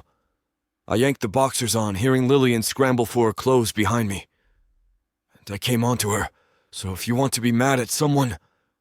Oh, trust me, I've plenty of rage for both of you. Cassie's voice rises an octave. Did you think I wouldn't find out? Were you just going to keep sneaking around like teenagers? Like I said, we were going to tell you when you got back. But you came back earlier than expected. Don't you dare make this my fault. Cassie's chest heaves. You know what? This is so typical Carter. First my prom date senior year, then my roommate in college. That was 12 years ago. I run a hand through my mussed hair, and Sarah came on to me. It doesn't matter. You just can't help yourself, can you? Always have to take what's mine. Behind me, Lillian's breath catches. I'm not yours, Cass. I'm not some designer handbag you can claim ownership of. No, you're just the charity case who's been eyeing my brother since high school. Cassie's voice drips venom. God, I can't even look at either of you right now. She spins on her heel, Jimmy Choo's clicking across hardwood. The front door slams hard enough to rattle the windows. Through the gossamer curtains, I watch her storm down the beach path, phone already pressed to her ear, probably calling our mother, calling our... Chapter 16. Carter. Lillian's hand is trembling in mine, her breath coming in quick, shallow gasps. The weight of what just happened presses down on my chest so hard I can barely breathe. Cassie's words keep replaying in my head on an endless loop. I clench my jaw, forcing the knot in my throat to stay down. I want to run back inside, make her listen, make her understand that this isn't some mistake, that Lillian and I didn't set out to hurt her. But I know better. Cassie's stubborn, always has been. When she's hurt, she needs space. Pushing her now will only make things worse. You okay? I ask softly, turning to Lillian. She nods, but her eyes are glazed over, like she's somewhere far away. No, she admits. Not really. Come on. I lead her down the front steps, away from the house. The sand is cool beneath our feet as we reach the beach, the early morning breeze wrapping around us. We walk in silence for a while, the only sound the steady crash of the waves. I don't push her to talk. I know how heavy this must feel for her, and I want to give her the space to process it. Finally, she stops, turning to face me, her eyes wide and full of pain. She hates me. No, I say quickly, taking her face in my hands. She's hurt, she's shocked, but she doesn't hate you. You didn't see her face then, Lillian says, her voice cracking. She looked at me like I was a stranger. I swipe my thumb gently across her cheek. Cassie loves you. She always has. That doesn't just go away. But what if it changes everything? She whispers. What if I lose her? You won't, I say. She needs time, but she'll come around. She'll see that this, I gesture between us, isn't some mistake. This is real. Lillian searches my face, her eyes filling with tears she's too strong to let fall. What if she doesn't? Then I'll be here, I promise. No matter what happens, I'm not going anywhere. She nods, and for a second, it feels like the world stops spinning. I pull her close, holding her tight as the wind whips around us. Her body sinks into mine, and I press a kiss to her hair, wishing there was a way to take all of this pain away. We sit down on the sand side by side, the sky turning pale pink and gold as the sun climbs higher. Do you remember that summer she broke her wrist? Lillian asks suddenly, her voice soft. We spent weeks watching terrible movies and eating nothing but frozen pizza and ice cream. I chuckle, remembering how dramatic Cassie was about the whole thing. Yeah. And she made me paint her nails every other day because she hated how the cast made her hands look. Lillian's lips twitch into a faint smile. She's always been larger than life. She's also always been a pain in my neck, I say lightly, bumping her shoulder with mine. But she's your best friend. She's my sister. That's not going to change because of one bad morning. Lillian leans her head on my shoulder, her voice barely audible. I hope you're right. I am, I say, wrapping my arm around her. We'll give her some space, and then we'll talk to her. Together. Lillian falls asleep with her head on my chest after a few hours of venting, worrying, and tears, her breathing finally soft and steady, and I run my fingers through her curls, holding her close. Cassie will come around. She has to. And if she doesn't... I glanced down at Lillian, my heart tightening at the thought of losing her. Then we'll figure it out. Together. Chapter 17. Carter. I stand at Cassie's front door, my hand frozen mid-air before I knock. My heart is pounding hard enough that it drowns out every other sound. The air feels heavier than usual, thick with the weight of what I'm about to do. I hate how things ended this morning.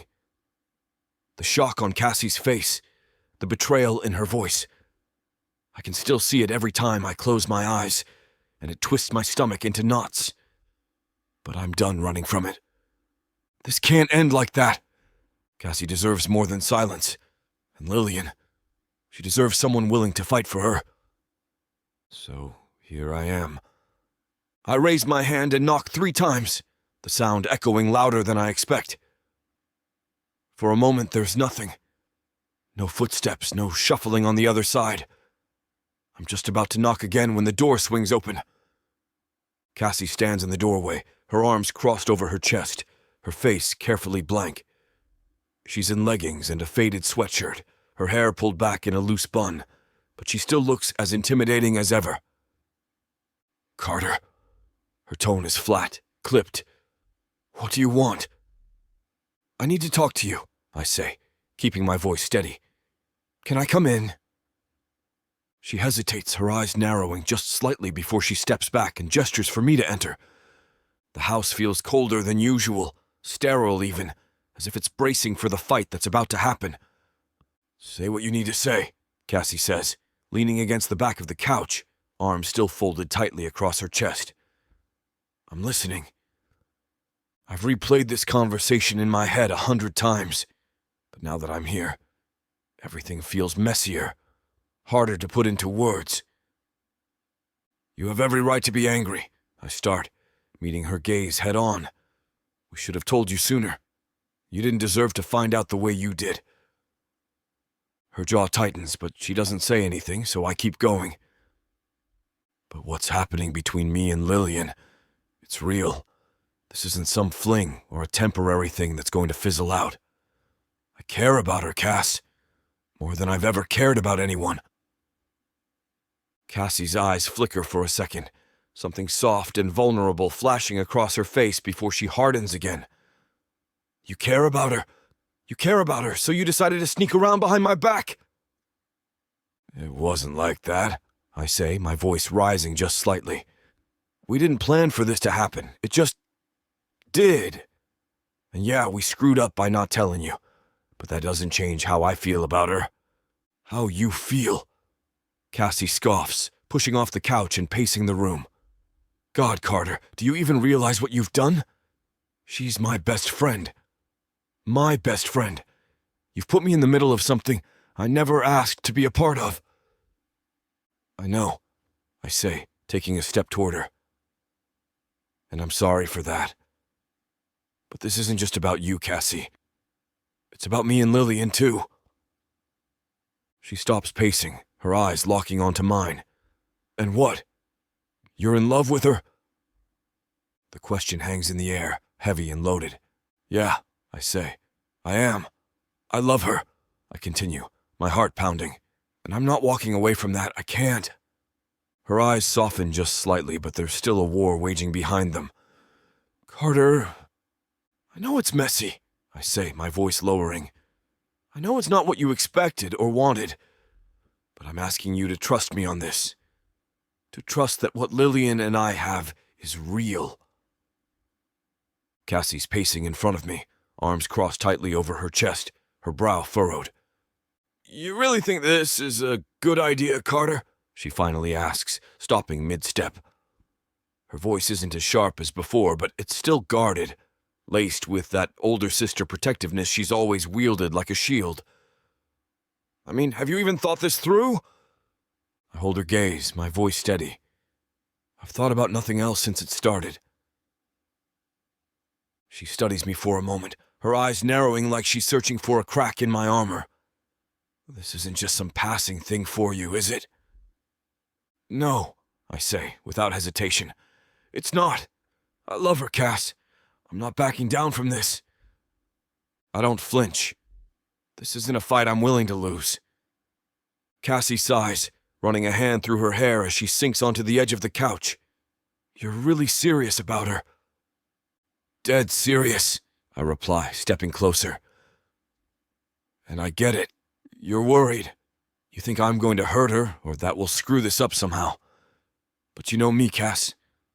I've never felt like this about anyone. She rests her elbows on her knees, her expression softening just a little. I've never seen you like this before. It's different. It is, I say, my voice dropping. Because she's different. She's everything. Cassie's eyes flick up to mine, and I see something shift, like she's finally starting to believe me, like she's realizing that this isn't some reckless decision. And what about her? Cassie asks, tilting her head. Is she ready for all of this? She is, I say confidently. She loves me, Cass. We both know it's not going to be easy, but we're in this together. Cassie leans back, blowing out a slow breath. You're really all in, aren't you? 100%. For a moment, the tension that's been hanging between us seems to dissolve. Cassie shakes her head, a reluctant smile tugging at her lips. God, you're impossible.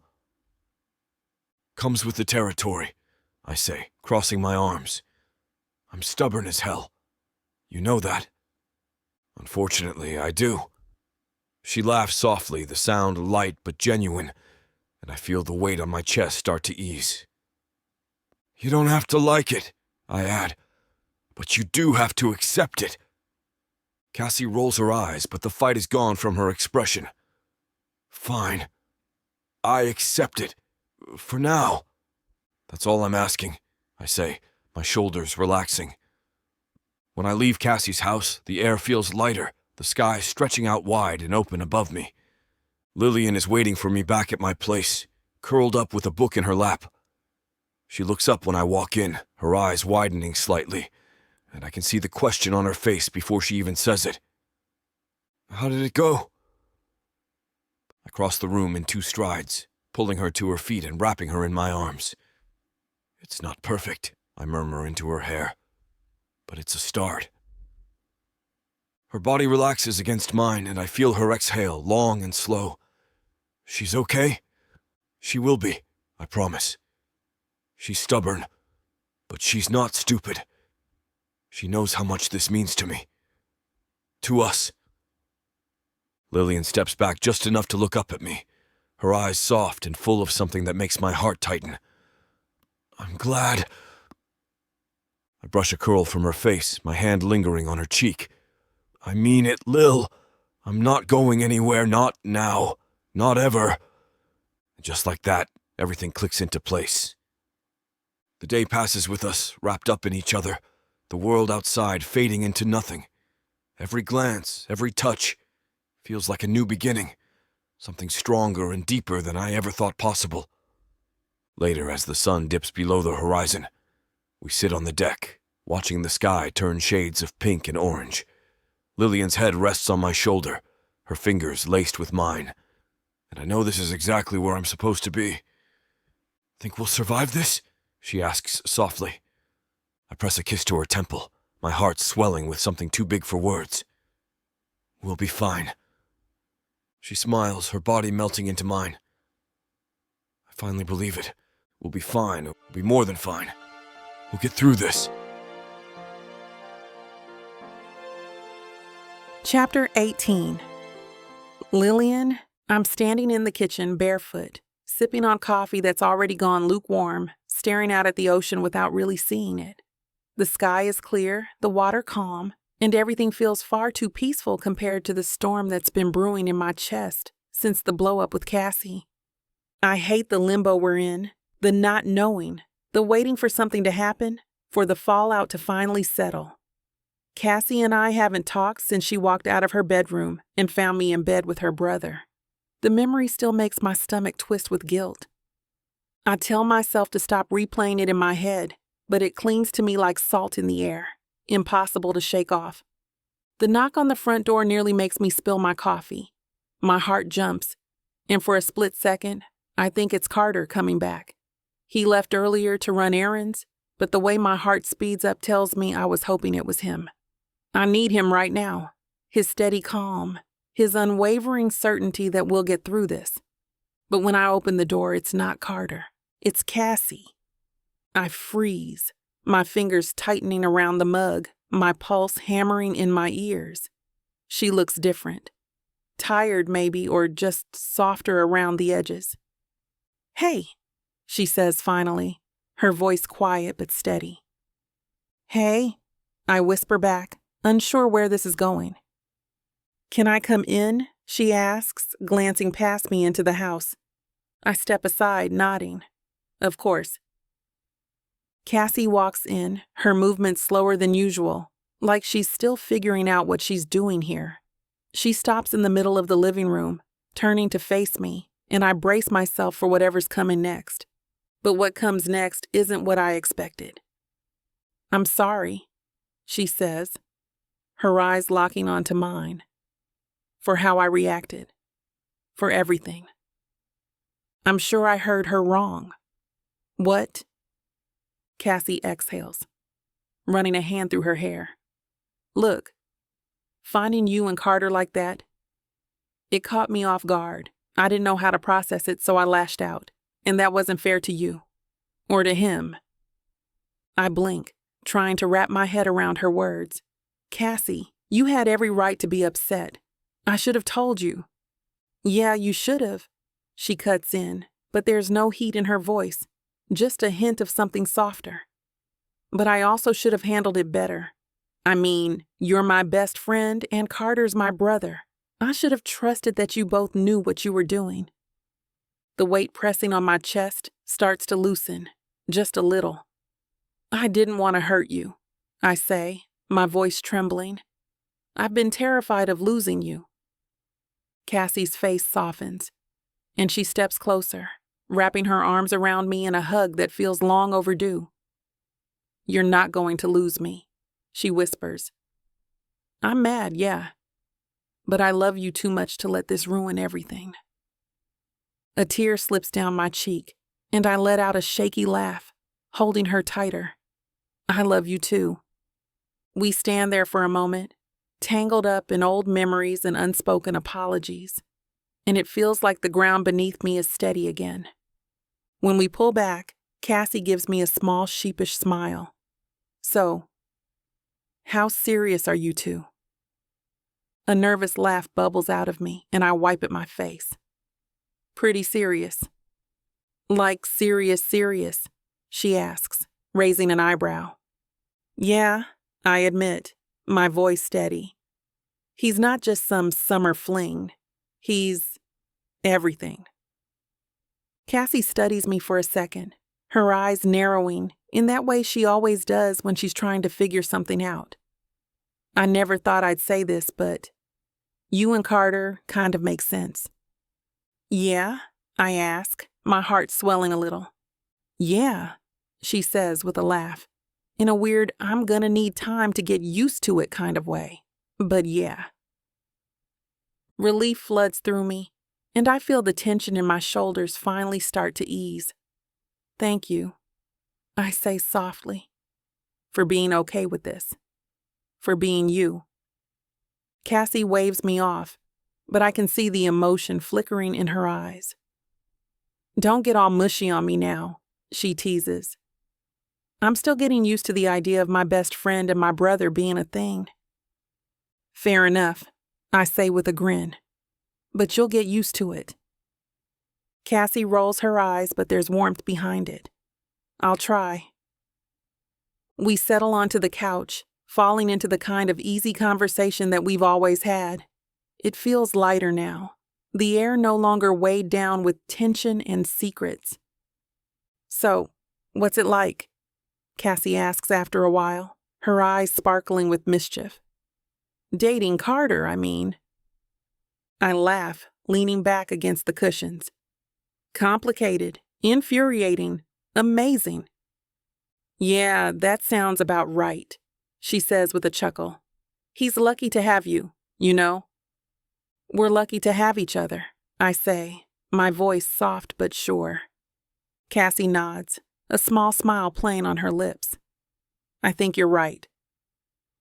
By the time she leaves, the weight that's been pressing on my chest is completely gone. Closing the door behind her, leaning against it for a moment, letting the peace of the afternoon settle around me.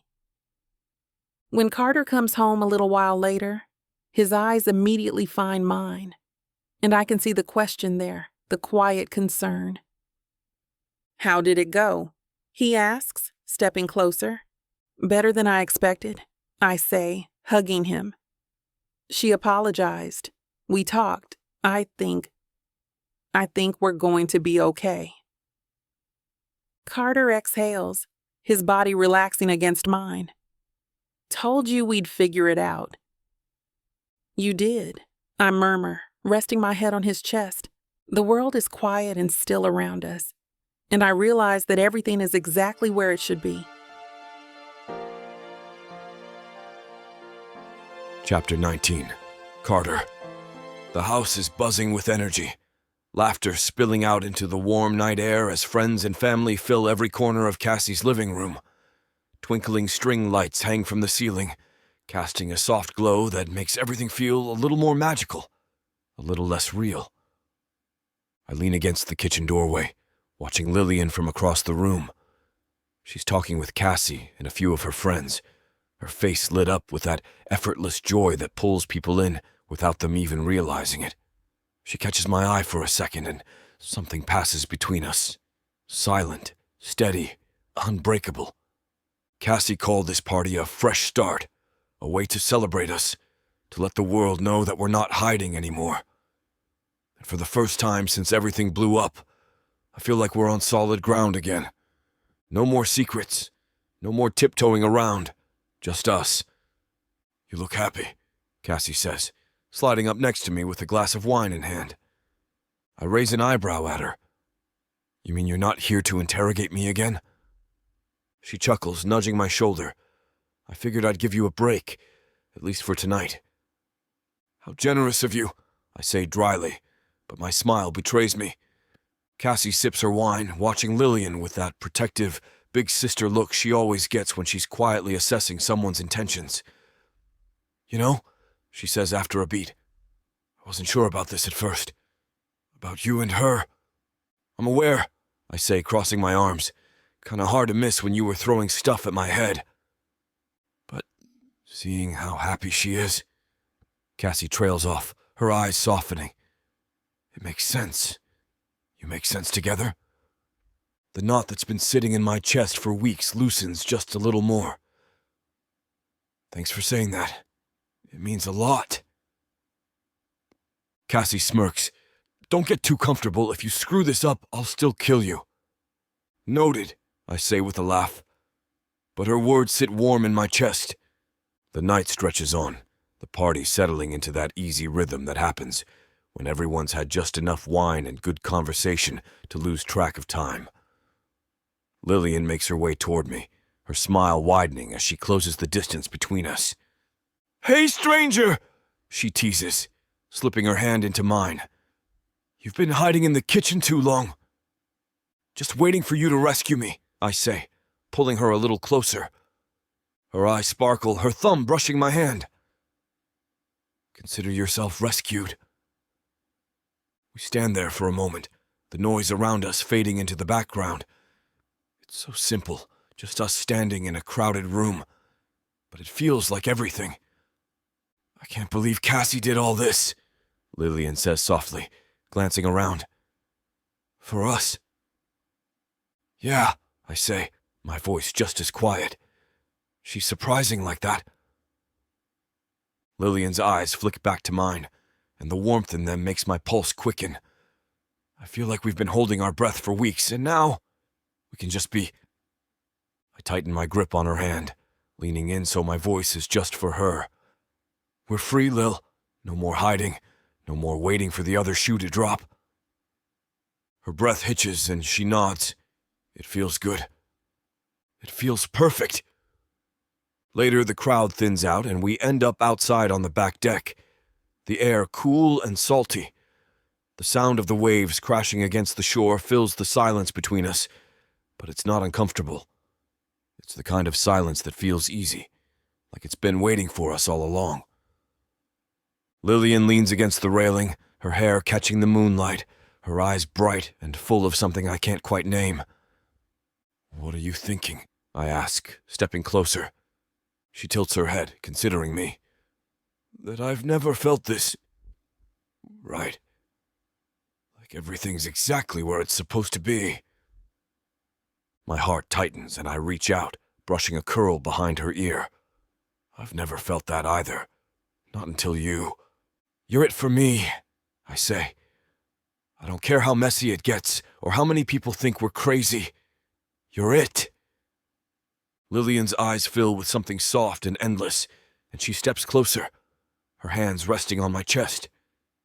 "You're it for me, too," she whispers. I kiss her then, slow and deep, pouring everything I feel into that one moment. It's not perfect, it's not simple, but it's real, and it's ours, and that's all I've ever wanted. This is it, baby. This is what you can get me that'll make me happy. You know I'll get you whatever you want. All you need to do is ask me, and I'll give it to you. This ain't just it. This is everything I could ever want. Now I'm curious. What does a strong, sassy woman like yourself want so badly?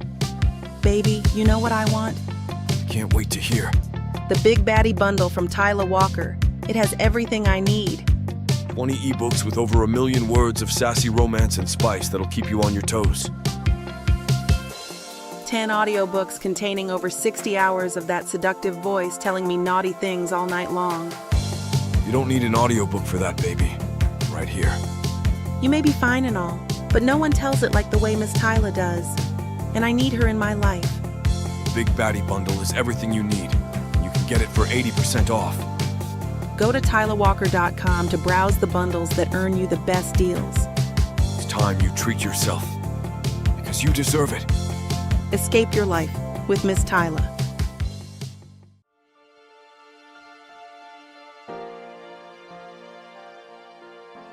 Chapter 20. Lillian.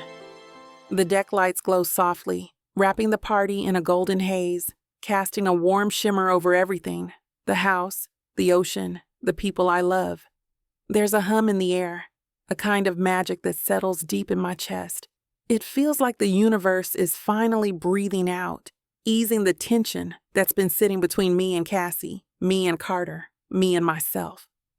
I watch Cassie from across the yard, laughing with a group of friends, her head thrown back in a way that makes me ache with gratitude. I don't know how she got here so quickly, from anger and hurt to throwing a party in our honor, but I'm grateful. So grateful it threatens to choke me. It's overwhelming, standing here, soaking it all in. Cassie catches my eye and raises her glass in a small toast. I blink back the sudden sting in my eyes and raise mine in return. Her smile softens, and it's like we've said everything we needed to without speaking a word. We're okay.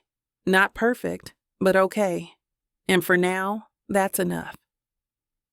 You look like you're about to cry. Carter murmurs beside me, his voice warm and steady, pulling me back to him. His hand finds mine, his fingers curling around mine like it's second nature. I glance up at him, the man who's turned my world upside down in the best possible way. His dark eyes are watching me, calm but questioning, and I can tell he's ready to catch me if I fall apart. It's not crying, I say.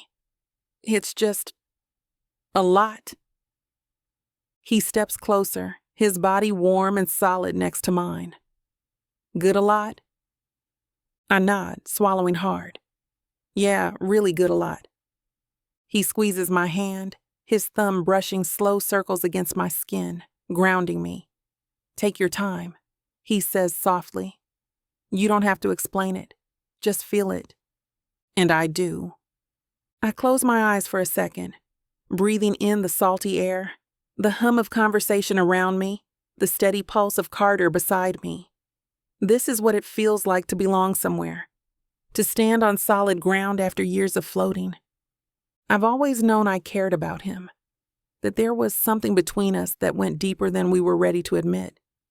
But it's different now, sharper, clearer. The realization hits me with such force that I almost stagger. I'm in love with him, not in that hesitant, maybe it's too early way, but in the way that feels like gravity, like certainty. I love him with every part of me, every scar, every doubt, every hope. You okay? Carter asks again, his eyes searching mine. I nod slowly, a smile spreading across my face. I'm more than okay. Something flickers in his eyes, and I can tell he knows. He always knows. You sure? He teases. But there's a softness in his voice, like he's already bracing for what's coming next. I've never been more sure of anything, I say. Stepping closer, my voice steady now. I love you, Carter. His breath catches, his eyes widening just slightly before softening into something that makes my heart stutter.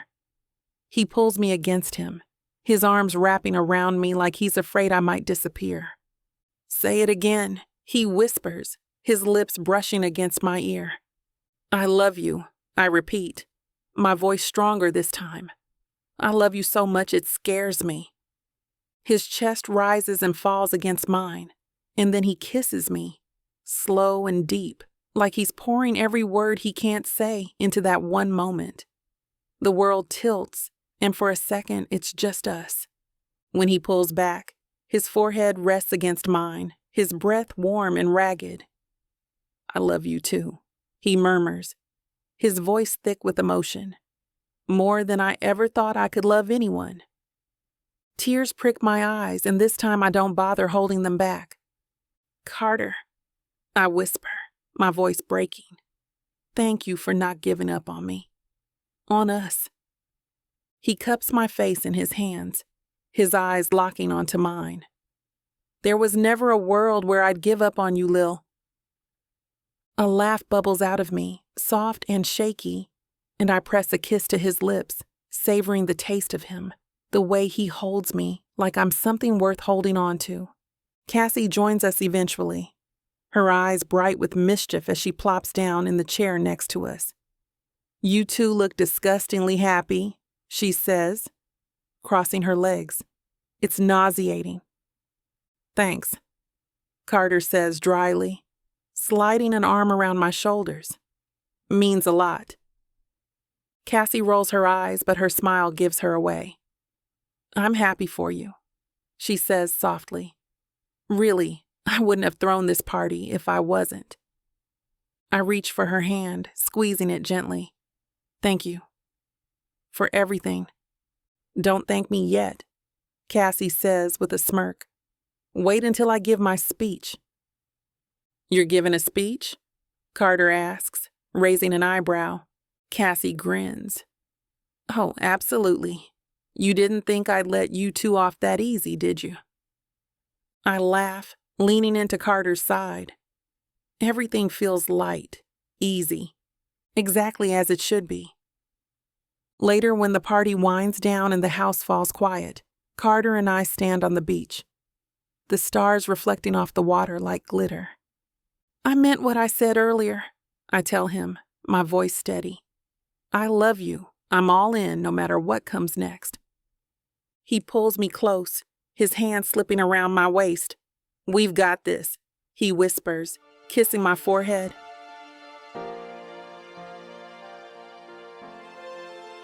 Chapter 21. Carter, the weekend sun stretches lazily across the sky as I pull the car into the long driveway of the coastal inn. The soft hum of the ocean in the distance growing louder with each passing second. It's tucked away, quiet, and hidden. Exactly what we need. Lillian is sitting next to me, her curls catching the light, her eyes closed like she's savoring the calm. She doesn't know what I've planned yet, and I'm itching to see the look on her face when she realizes it. I kill the engine and turn to her, trying, and probably failing, not to look smug. We're here. Her eyes flutter open and she looks around, her brow furrowing slightly. "Where's here?" "Surprise," I say, stepping out of the car and coming around to her side. I open her door, taking her hand in mine and helping her out. Cassie may or may not have helped me plan a little weekend getaway for us. Her eyes widen as she takes in the inn, an old, beautifully restored building with white shutters and a wraparound porch overlooking the water. It's the kind of place you see on postcards with rocking chairs out front and a salty breeze carrying the scent of wildflowers. "Carter," she whispers, her voice trailing off. "I figured we deserved a break," I say. "A chance to just be us for a couple of days. No drama, no interruptions, just you and me." Our eyes meet and everything feels still. Then she throws her arms around my neck, holding me tight. "This is perfect," she says softly. "I didn't even know how much I needed this." "Good," I whisper, pressing a kiss to her temple. "Because it's all yours." We check in, and the woman at the front desk hands me the key with the knowing smile, her eyes flicking between us like she's read this story before. The room is at the top of the inn, with a balcony that overlooks the ocean and a bed that looks like it was made for lazy mornings and stolen kisses. Lillian stands in the middle of the room, turning in a slow circle, taking it all in. "You really outdid yourself," she says, her voice full of wonder. I step behind her, wrapping my arms around her waist and resting my chin on her shoulder. "I figure we deserve something nice. After everything we've been through, I want us to have this. Something that's just ours." She leans back into me, her body fitting perfectly against mine. "You're kind of amazing, you know that?" "Kind of," I tease, pressing a soft kiss to her neck. "I think you can do better than that." She laughs, turning in my arms to face me.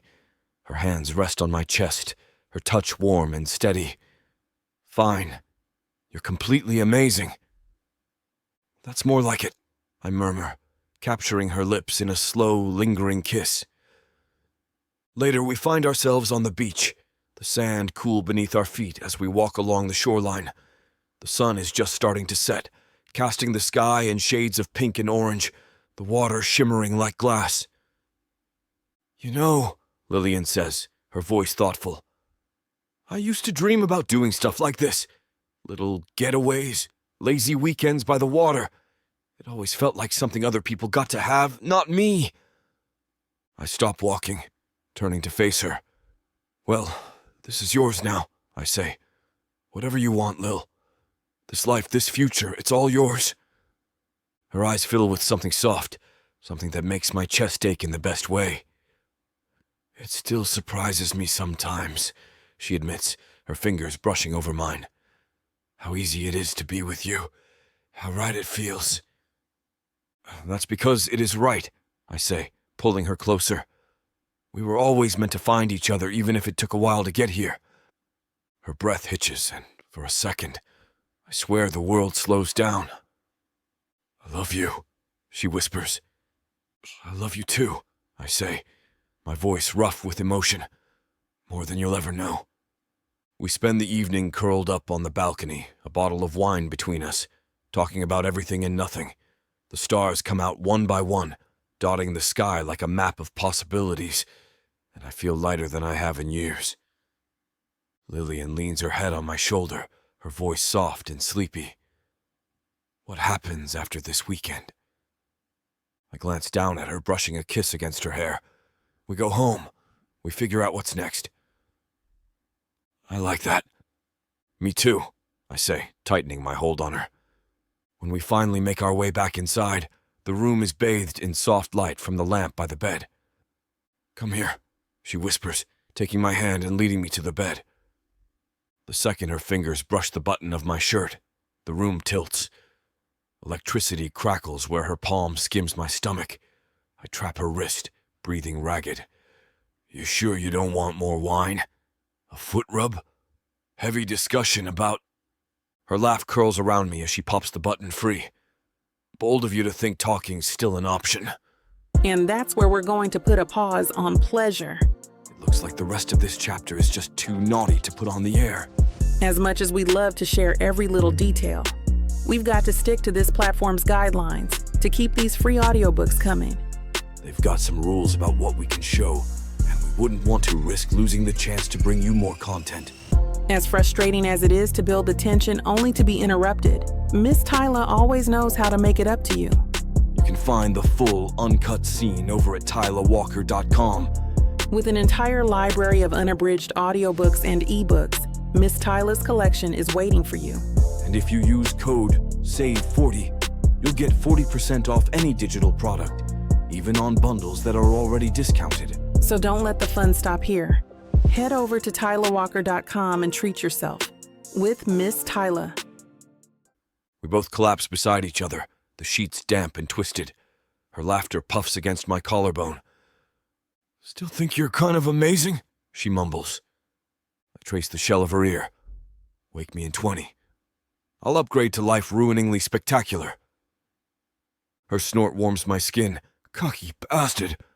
Learned from the best." I kiss her temple as her breathing slows. The waves hum beyond the balcony, carrying our whispers into the salt-kissed dark. Chapter 22. Carter. We're finally home from our vacation, and I've been pacing the living room for the last 10 minutes. My heart thumping hard enough to rattle my ribs. It's ridiculous, really. There's no reason for me to be this nervous. This is Lillian. The woman I just spent 4 perfect days with, laughing until we couldn't breathe, whispering secrets in the dark, and making love like it was the only thing keeping the world spinning. But here I am, pacing like some lovesick teenager. I pause at the window, watching the sunlight stretch across the floor, trying to gather my thoughts. I've been thinking about this since we got back. Hell, probably longer than that. The house feels too big when she's not here. Too quiet. Every time she leaves, it's like the air shifts, the warmth drains away, and I'm just waiting for her to come back and make it feel like home again. I want her here. Every day.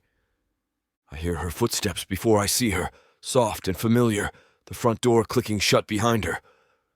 "Hey," Lillian calls, her voice light and warm as she steps into the living room. She's wearing one of her loose sundresses, her hair wild from the breeze, and she looks so effortlessly beautiful it makes my chest tighten. "Hey," I say, my voice coming out rougher than I intended. She tilts her head, her eyes narrowing slightly. "You okay? You look tense." I let out a breath. "Yeah, I'm good. Just thinking."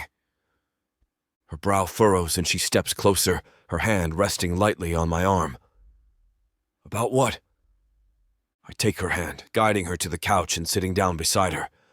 My heart is racing, but I keep my eyes on hers, steady and sure. "You know how I said I'm all in?" I begin, my voice calm despite the way my pulse is thundering. "How I want this to be more than just a few good weekends and late-night talks?" Lillian nods, her eyes softening. "I remember." "I meant it," I say, my fingers lacing with hers. "And I've been thinking a lot about what comes next, about us. And I realized something. I don't want to just keep having pieces of you, bits and moments scattered across weeks. I want it all. I want you. Here.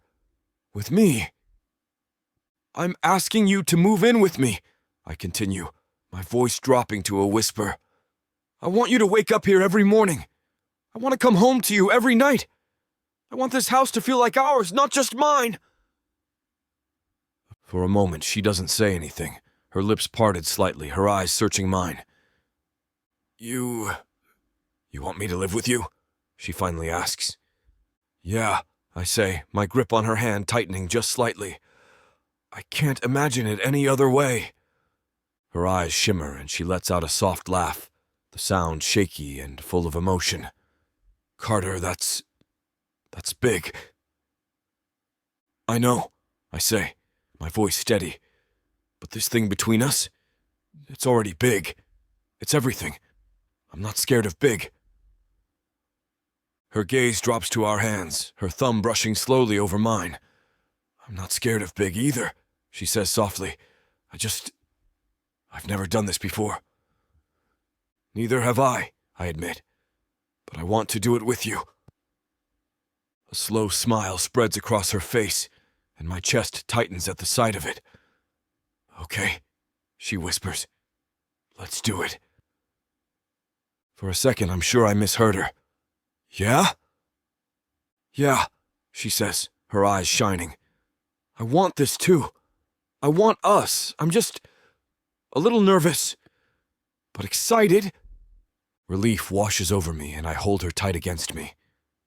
We'll figure it out, I whisper into her hair. Her laugh is soft and breathless, and she meets my eyes. I think I'm starting to like the sound of that. The rest of the afternoon is a blur of possibilities, talking about what it'll look like, what stuff she wants to bring over, how we'll make the house ours. I watch her get more excited with every word, her nervousness fading into something brighter, more certain. We order takeout and sit on the living room floor, eating straight from the cartons and laughing about how we have no idea what we're doing. It feels easy, like every piece of my life is finally clicking into place. This is crazy, Lillian says, between bites of lo mein. I can't believe I'm moving in with you. Crazy good, I say, nudging her with my shoulder. Not crazy bad. Definitely crazy good, she agrees, her eyes sparkling. That night, we lie in bed, tangled in the sheets, the air thick with the scent of her skin, and the sound of our quiet breaths. She's curled up against my chest, her fingers tracing lazy patterns on my arm. You know this is just the beginning, right? I whisper, my voice low. She tilts her head to look up at me, her eyes full of something soft and endless. Yeah, I know. And I'm not afraid of what comes next, 'cause whatever it is, we'll face it together. Chapter 23. Lillian.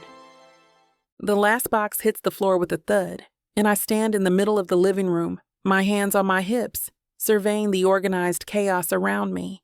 My entire life, stuffed into cardboard boxes and duffel bags, is now scattered across Carter's house, our house. I let my breath settle in my chest. It feels strange and thrilling all at once, like I've jumped headfirst into something I don't completely understand, but I'm already too far in to back out. Carter is in the kitchen, unpacking the essentials, coffee, wine, and the takeout we picked up on the way home. I watch him for a second, my heart swelling as he moves with an easy confidence, like we've been doing this forever, like we've been building this life together for years, instead of starting fresh. Hey, he calls over his shoulder, catching me staring. You hungry, or do you want to collapse on the couch and pretend we didn't just carry your entire life up 3 flights of stairs? I laugh softly, stepping toward him. Tempting, but I think I want to take it all in for a second. He sets down the takeout bag and turns to face me, leaning back against the counter with that calm, steady look that always makes my pulse kick up a notch. Take your time. It's a big deal moving in with me. I arch a brow, crossing my arms. Oh, is it now? Absolutely. His eyes gleam with mischief. Living with me means dealing with my questionable taste in TV shows, my obsession with perfectly organized spice racks, and the fact that I refuse to fold my laundry until it's been sitting in the dryer for at least 3 days. Sounds dangerous, I tease, stepping closer. How will I ever survive? Carter's expression softens, and his voice drops to something warmer, something real. You'll survive because we'll figure it out together. One day at a time. One day at a time, I whisper, the words settling deep in my chest. Later, after the takeout has been eaten and the box is forgotten for the night, we end up in the bedroom, the air heavy with something unspoken but electric. The moonlight filters through the window, casting a soft glow across the room, and everything feels suspended, like we're standing on the edge of something big. Carter leans against the doorway, his eyes dark, his gaze never leaving mine. He doesn't say anything at first, just watches me like he's waiting for a sign. You're staring, I say softly, my voice barely audible. Can you blame me? His voice is rough, low, and it sends a shiver down my spine. I've waited all day to get you here. Just you. No interruptions, no moving boxes, no chaos, just us. I swallow hard, my heart hammering against my ribs. So what are you waiting for? He crosses the room in 2 steps. His hands finding my waist, his touch warm and steady. His thumb brushes slow circles on my skin, and every part of me lights up under his touch. You sure? He murmurs, his breath warm against my neck. Yes, I whisper, my voice trembling with anticipation. His mouth finds mine, slow and deliberate. His hands slide down my back, pulling me closer, and I melt into him, my fingers tangling in his hair. Every kiss, every touch feels like a promise, slow and intentional, full of heat, but somehow soft, like he's taking his time memorizing every inch of me. His lips trail down my neck, and my head falls back, a soft moan escaping before I can stop it. Carter. I breathe, my fingers tightening around the fabric of his shirt.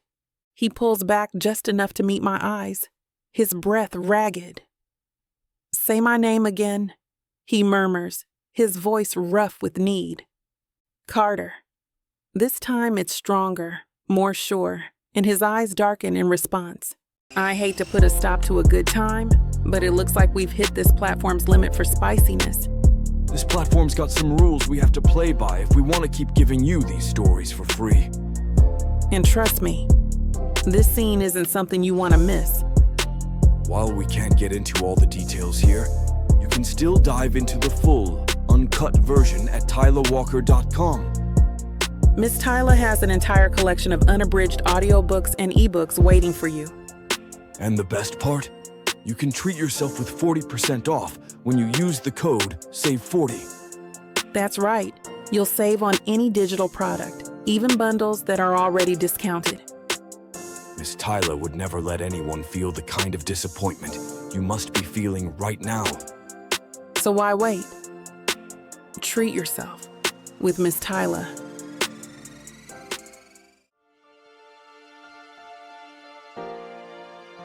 Chapter 24. Carter. The scent of garlic and rosemary fills the house, mingling with the warm glow of candles scattered across the dining room. The table is set with the best dishes I could find buried in the back of the cabinet. Ones I've probably used twice in my life, and a bottle of wine is breathing on the counter. I glance around, making sure everything is just right. Soft music hums from the speakers, blending with the low crackle of the fireplace. It's simple, nothing extravagant, but that's us. It's the kind of night where the details don't matter as much as the company. I wanted to surprise her with something special, something that says this is only the beginning. It's been a week since she moved in, and it already feels like she's been here forever. Her things are tucked into every corner of the house now. Her books stacked on the coffee table, her favorite mug sitting by the sink, her scent lingering in the sheets. She's made this place feel like home in a way it never did before. I'm pouring wine when I hear her footsteps, light, steady, and then stopping just at the edge of the dining room. Carter? Her voice is soft, curious. I turn around, and there she is, standing in the doorway, her eyes sweeping over the table, the candles, the little touches I spent the last 2 hours pulling together. She's wearing one of those flowy dresses she loves, her curls falling loose around her face, and it hits me again, hard. How lucky I am. What's all this? She asks, stepping closer, her eyes flicking from the table to me, a slow smile spreading across her face. Just a little something, I say casually, setting the bottle down. Thought we could celebrate. Celebrate what? She presses, tilting her head. You'll see, I tease, offering her a glass of wine. For now, just sit down and enjoy. Her eyes narrow in playful suspicion, but she takes the glass and settles into the chair I pull out for her. You're being mysterious, she says, taking a sip of wine. I'm on to you. You've got to keep things interesting, I reply with a smirk, grabbing the serving dish from the counter. If I just told you everything, where's the fun in that? We eat slowly, the conversation flowing easily between bites. I watch her talk, her hands moving as she tells a story about something that happened at work, her face lighting up with that energy she always carries. It's one of my favorite things about her, the way she dives into life head first, completely unafraid of feeling everything, of giving everything. "Okay," she says, setting her fork down after a while, her eyes locked on mine. "Are you going to tell me what this is all about, or do I have to guess?" I lean back in my chair, savoring the moment. "What do you think it's about?" She narrows her eyes, drumming her fingers on the table. Is this about me taking over the entire closet and leaving you with about 2 square feet of space? Tempting, I say with a chuckle. But no. Okay, then it's definitely about me eating the last of the ice cream last night. I raise an eyebrow. "You ate the last of the ice cream?" Her eyes widen and she presses her lips together, stifling a laugh. "Oops." I shake my head, pretending to be disappointed. "I'll forgive you. Eventually." She laughs, but then her expression softens, her eyes searching mine. "Seriously, though? What's this about?" I stand, walking around the table and holding out my hand. "Come with me." Her fingers slip into mine without hesitation, warm and familiar, and I lead her into the living room. The firelight dances across the walls, casting everything in a soft glow. We stop in the middle of the room, and I turn to face her, my heart pounding. "Lil," I say quietly, taking both of her hands in mine. "I've been thinking a lot about us, about how everything changed the second you walked back into my life, and how I didn't even know how much I was missing until you were here." Her eyes glisten, and she squeezes my hands. "Carter, I know we're still figuring things out," I continue, my voice steady. "But you're it for me. You've always been it. And every day I spend with you just makes me want more. More mornings, more nights, more everything." I feel her pulse quicken beneath my fingers. "I want to build a life with you," I say, my voice dropping to a whisper. "The kind of life that's messy and imperfect and full of love. And maybe we take it slow. Maybe we stumble sometimes, but we do it together. Always." Tears spill down her cheeks, and she laughs softly, wiping them away. "You're really something, you know that?" "Yeah?" "Yeah," she whispers, leaning in. "And I'm all in. For the mess, the stumbles, the love, all of it." Our lips meet, slow and deep, and everything fades away. There's no noise, no rush. Just the two of us standing on the edge of something big and beautiful. "I love you," I murmur against her lips. "I love you too," she whispers back, her voice trembling. Chapter 25. Lillian. I'm still catching my breath from Carter's speech, my heart racing as his words echo in my head. "You're it for me. You've always been it." It feels like the air in the room has shifted, thick with something bigger than either of us expected. I'm curled against him on the couch, his arms wrapped around me, the fire crackling softly in the background. His heartbeat is steady beneath my ear, but I can feel the tension in his muscles, like he's holding something back, waiting for the right moment. I tilt my head to look up at him, my fingers tracing lazy circles on his chest. "You're quiet," I whisper. "What's going on in that head of yours?" Carter's eyes meet mine, something flickering behind them, nervous almost, which is strange for him. He's always so steady, so sure. "I've got one more surprise for you," he says, his voice soft but steady. I raise an eyebrow, sitting up a little. "Another one?" "Carter, the dinner, the candles, the speech. You've already outdone yourself." He chuckles, running a hand through his hair. Yeah, well, this one's a little bigger. My heart skips a beat, and suddenly the room feels smaller, warmer, like all the air has been sucked out of it. What kind of surprise? I ask. Carter shifts, reaching into his pocket, and when he pulls out a small velvet box, the world tilts beneath me. My breath catches, my heart pounding so hard it's a wonder I'm still upright. Lillian? He starts, his voice dropping to that low, steady tone that always makes my pulse race. You're everything I never knew I needed. You've been my best surprise, my best decision, and every day with you makes me want 100 more. I don't want to just live with you. I want to build a life with you, for real, forever. He opens the box, revealing a stunning ring. Simple, elegant, and somehow perfectly me. Will you marry me? My heart stops. My whole world narrows down to him, the ring, and those 4 words that shift everything. I press my hands to my mouth, tears already spilling over. Yes, I whisper, my voice cracking, then louder, more certain. Yes, of course I'll marry you. Relief and joy flood his face, and he pulls me into his arms, holding me so tightly I can barely breathe. But I don't care. I never want him to let go. His lips find mine, soft and sure, and the kiss is slow and full of promise. It feels like everything, like every step we've taken has led us right here, to this moment. When we finally pull back, I'm laughing through my tears, my hand shaking as he slips the ring onto my finger. It fits perfectly, just for me. I can't believe you did this, I say, my voice still trembling. You've been planning this the whole time? Not the whole time, he admits with a grin. But for a while, I wanted it to be perfect.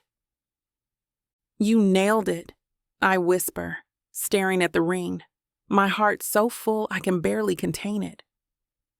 Before either of us can say anything else, the front door swings open, and Cassie steps inside, her arms full of champagne bottles and a triumphant smile plastered across her face. Did you say yes? She calls out, not even waiting for an answer as she sets the bottles on the counter. Of course you said yes. I mean, look at him. She gestures at Carter like he's some rare find on a dating show. I blink at her, still trying to catch up. Wait, you knew about this?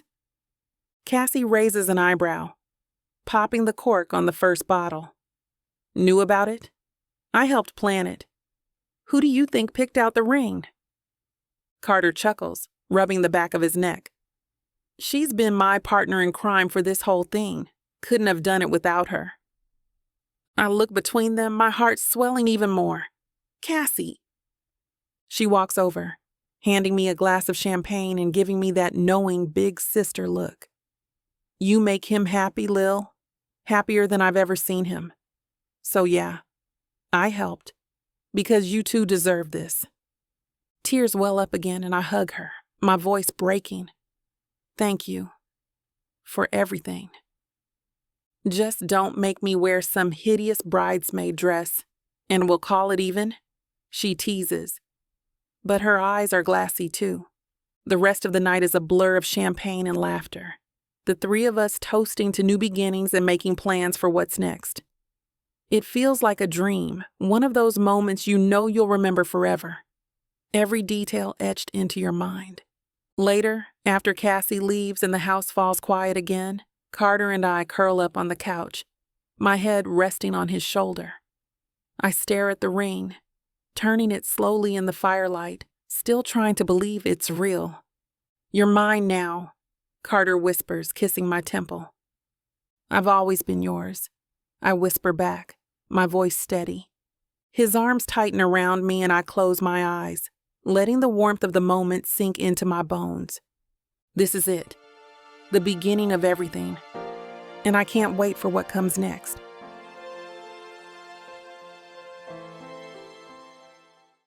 I was getting a fake marriage. But I didn't know my story was being told by Miss Tyla. This isn't just any fake marriage, now is it? No, you introduced me to the devil. Come on, girl, Jacob isn't that bad. Oh, I love Jacob. His family, on the other hand? Beggars can't be choosers, Nyla. You should be grateful I even let Jacob Stone look your way. I just wanted to save my granddaddy. Is that so bad? Why couldn't you let this be a normal fake marriage? Instead, you put me in a twisty story filled with money, betrayal, power, and lies. Let's not forget love. That's what keeps me going. But not gonna lie, Miss Tyla. This story you got me in ain't the simple fake marriage, happy ending I thought it would be. It's not. Because where would be the fun in that? Treat yourself to Say Less I Love You. Tuesdays and Thursdays. New seasons premiere every month. Or skip the wait and grab the full series bundle from TylaWalker.com. Treat yourself with Miss Tyla.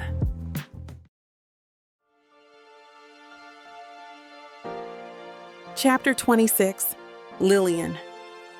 I'm telling you, Lil, peonies are overrated, Cassie says, tapping her pen against her chin as she studies the floral catalog spread across my kitchen table. She looks completely in her element, hair in a loose bun, glasses perched on her nose, surrounded by color swatches and catering menus. Like this is a corporate takeover instead of wedding planning. I sit across from her, wide-eyed and more than a little overwhelmed, clutching my cup of coffee like it's a life raft. I thought peonies were classic. Aren't they supposed to be a wedding staple? Sure, if you want to be like every other bride on Instagram, Cassie teases, flipping a page. But you're not every other bride, Lil. You're you, cool, laid back, and timeless. We need flowers that scream Lillian and Carter, not Pinterest cliche. Okay, but what flowers do scream Lillian and Carter? I ask, half laughing, half desperate. Cassie gives me a smug look, tapping her pen on the page. Ranunculus, modern but soft, classic but still a little wild. Trust me, you'll thank me later.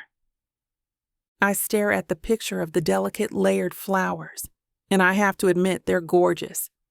Okay, I say, nodding slowly. Ranunculus it is. Cassie pumps her fist in victory. See? That's the spirit. You've got this, Lil.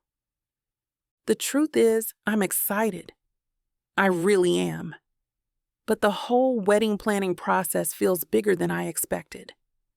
Like I'm standing at the bottom of a mountain with no idea how to climb it. There are so many decisions to make, and everyone feels important in a way that makes my chest tight. But then there's Cassie, stepping in like a whirlwind, her natural take-charge attitude balancing out my indecision. It's unexpected how much she's helped, how much she seems genuinely excited to be part of this. A few months ago, I wouldn't have thought this was possible.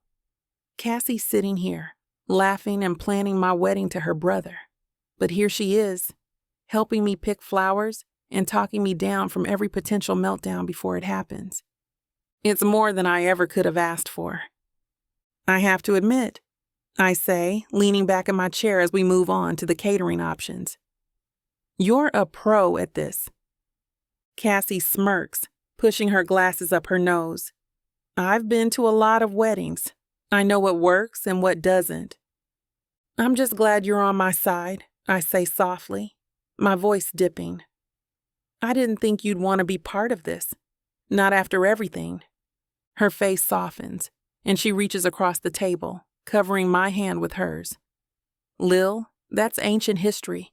I overreacted, and I've been kicking myself ever since. Helping you plan this is the least I can do. My chest tightens, and I blink back the sudden sting of tears. Thank you. Really? Cassie squeezes my hand, her voice steady. You're family now.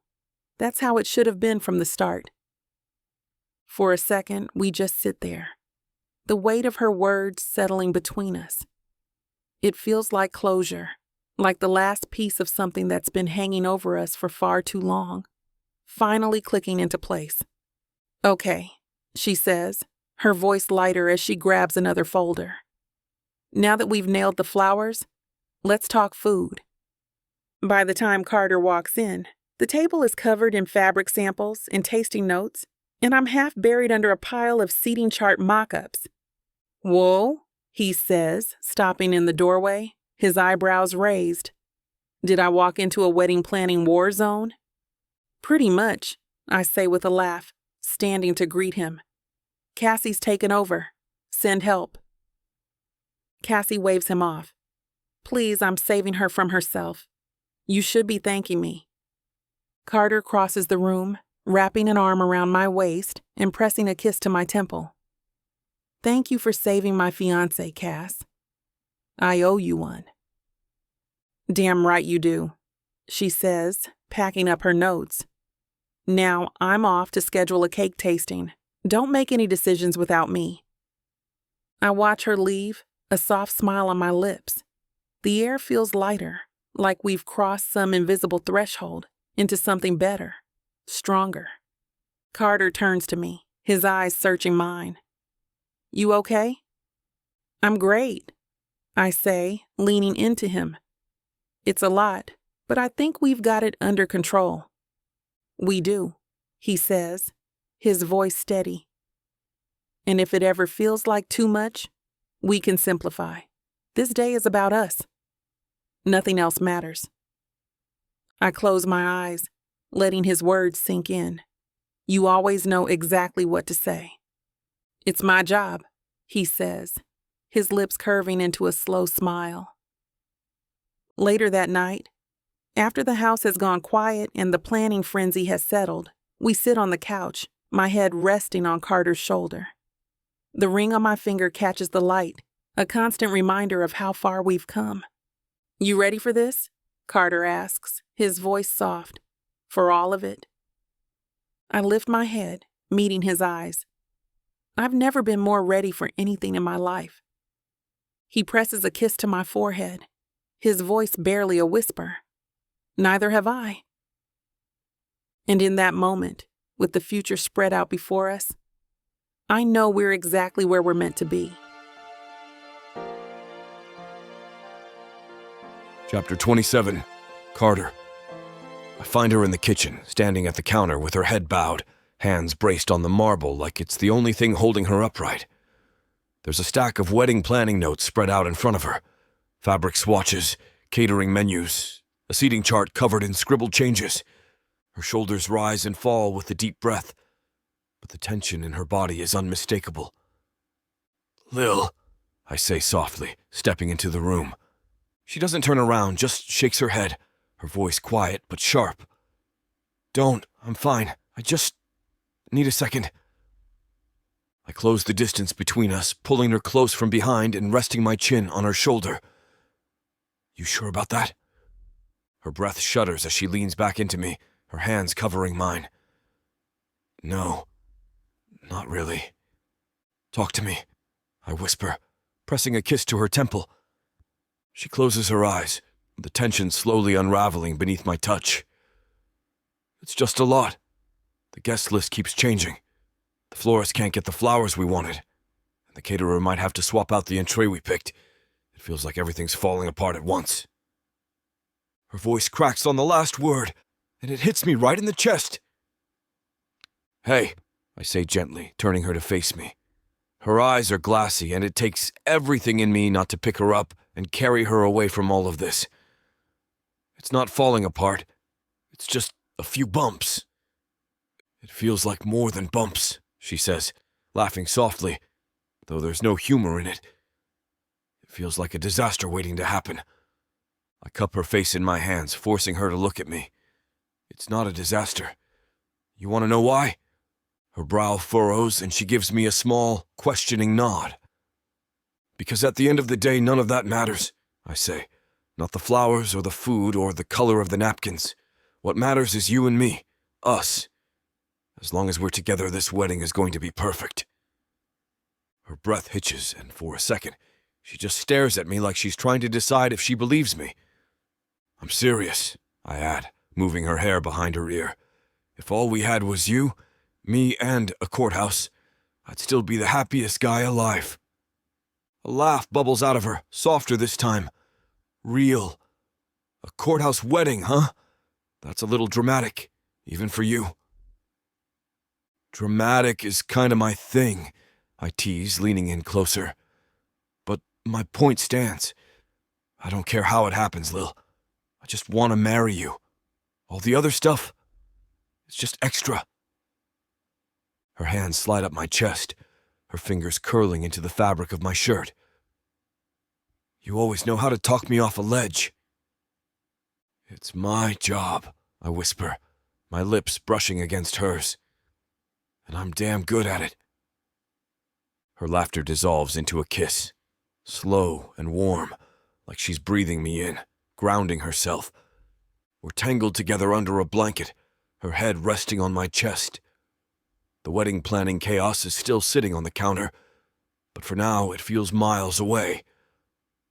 I think I needed this, she murmurs, her voice soft and drowsy. Needed what? I ask, running my fingers through her hair. This. Us. Quiet. Perspective. She pauses, her breath warm against my neck. I get so caught up in making everything perfect that I forget why we're doing it in the first place. That's what I'm here for, I say, pressing a kiss to her forehead. To remind you what matters. She tilts her head, her eyes meeting mine, a small smile playing on her lips. And what matters, Mr. Davis? You, I say without hesitation. You matter. This life we're building together matters. Everything else is just noise. Her smile deepens and she rests her head back on my chest, her fingers tracing lazy patterns on my arm. I'm really lucky, you know. No, I say, tightening my hold on her. I'm the lucky one. The next morning, the sun filters through the windows, casting a soft glow over the kitchen. Lillian stands at the counter again, but this time she's calm, focused. She's flipping through notes with that determined look on her face. The one she always gets when she's ready to take on the world. I watch her for a minute, leaning against the doorway, feeling a quiet kind of pride swell in my chest. This woman, with her unshakable spirit and boundless heart, has taken everything life's thrown at her and turned it into something beautiful. Hey, she says, glancing up and catching me watching her. What are you doing? Just admiring my fiancé, I reply, stepping into the room. You're kind of amazing, you know that? She rolls her eyes, but the blush creeping up her neck gives her away. You're biased. Maybe, I say. But I'm also right. Her laughter fills the room, warm and bright, and I realize that no matter what happens, no matter how messy or chaotic or imperfect this wedding gets, it will be the start of something more for us, and it's going to be like that for eternity. Chapter 28. Lillian. The morning light filters through the curtains, golden and soft, wrapping the room in a kind of quiet magic. I sit in front of the mirror, watching the way my reflection changes with every brushstroke of makeup, every curl pinned into place. The air hums with anticipation, a kind of gentle hum that settles deep in my chest and refuses to let go. Breathing deeply, I glance down at my hands, my fingers resting on the soft fabric of my wedding dress. My wedding dress. The weight of the moment finally sinks in, and it feels like the world stops for a second. I'm not just playing dress up or trying it on for size. This is real. This is happening. I'm getting married today. Cassie steps into the room, her heels clicking softly on the hardwood floor, her arms full of last-minute things. Lip gloss, an extra hairpin, a bottle of champagne. You're too calm, she says, narrowing her eyes at me. Shouldn't you be freaking out a little?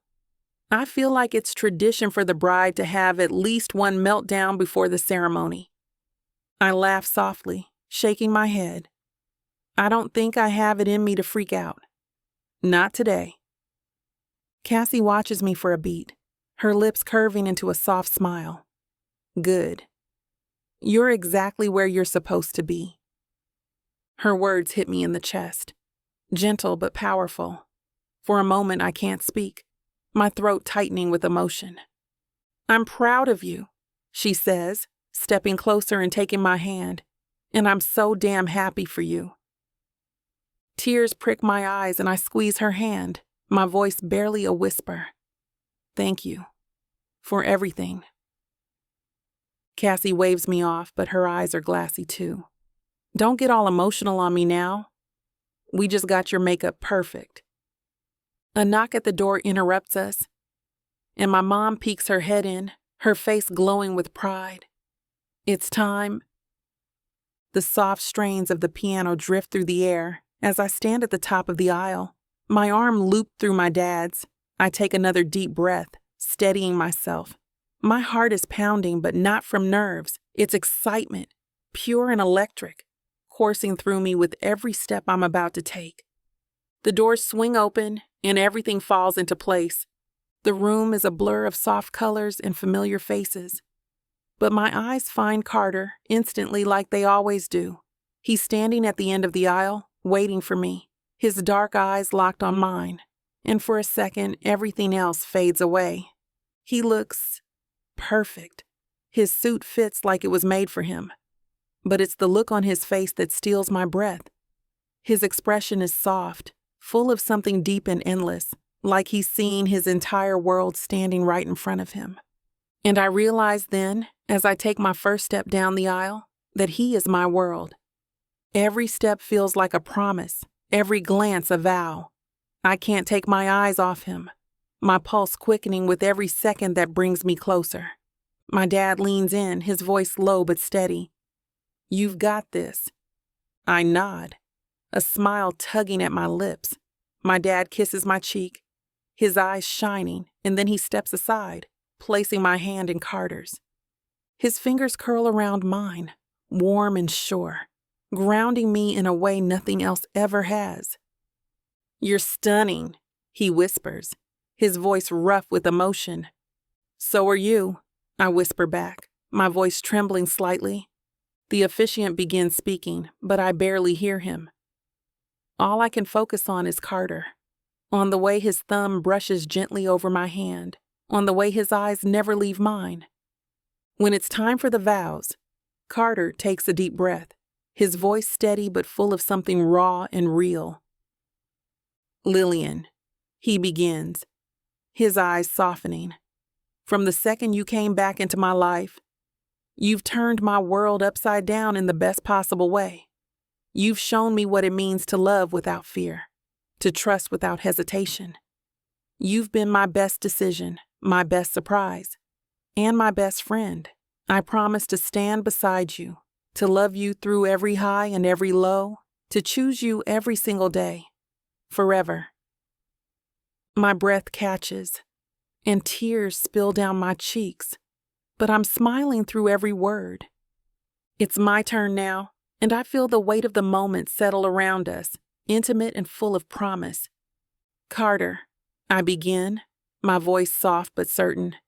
"You've always been the one I couldn't forget, the one who made me feel seen and safe and completely, utterly myself.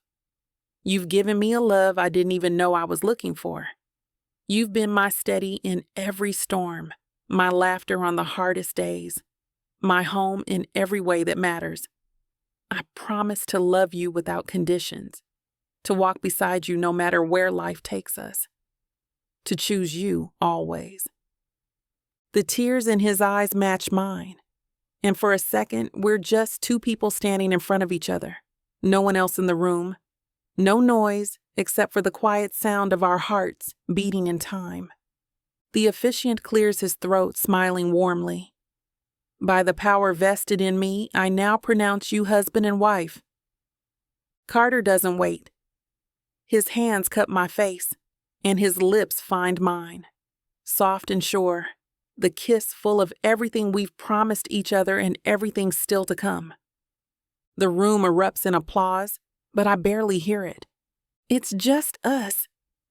Later, as we dance beneath a canopy of stars, Carter pulls me close, his lips brushing against my ear.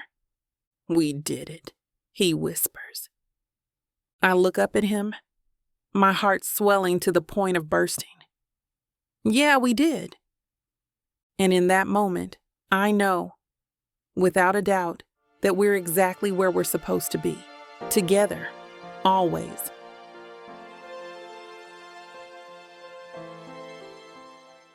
You think you can catch me?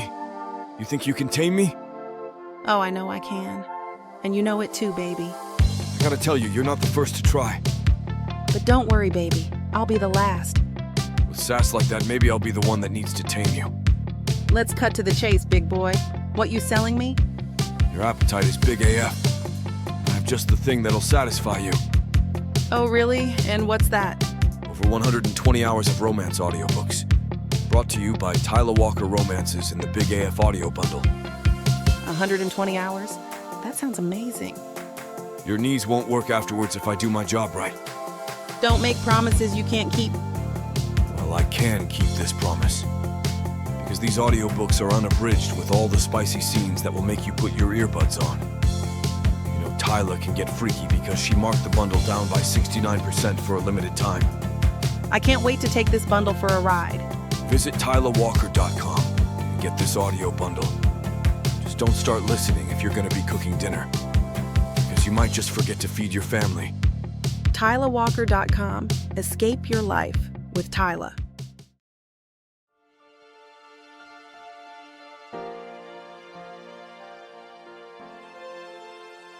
Chapter 29. Carter. I've never been the kind of guy who gets choked up. Not at sappy movies or dramatic moments, not even at weddings. Especially not at weddings. But standing here at the end of this aisle, waiting for Lillian, I feel like my chest might actually split wide open. The air is thick with anticipation, the soft hum of the piano weaving through the quiet murmurs of our friends and family. I barely hear it, barely see anything but the doors at the exit, closed for now, hiding the only person who matters.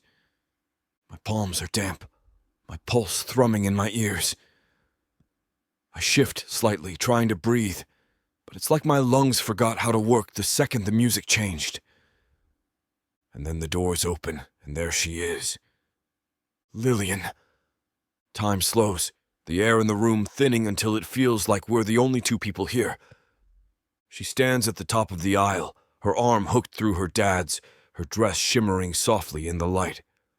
The lace hugs her figure just enough to make my throat tighten, and her curls cascade around her shoulders like a halo. But it's her eyes, bright, steady, full of something deep and unshakable, that leave me breathless. She's everything, more than everything. My chest tightens, and I have to swallow hard to keep the emotion from rising too fast. My hands clench at my sides, itching to reach for her, to pull her into my arms and never let go. She takes a step and then another, her movements slow and deliberate, like she's savoring every moment. Her dad whispers something in her ear, and she laughs softly, her eyes never leaving mine. I feel every step like a promise, every glance like a vow she's making silently between us. I'm yours. I've always been yours. My breath catches, and I worry I might actually lose it. Cassie nudges me from the front row, her eyes full of knowing mischief. Hold it together, she mouths, smirking.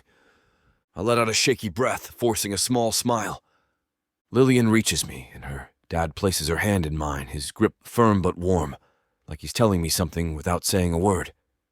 Take care of her. Love her. Never let her go.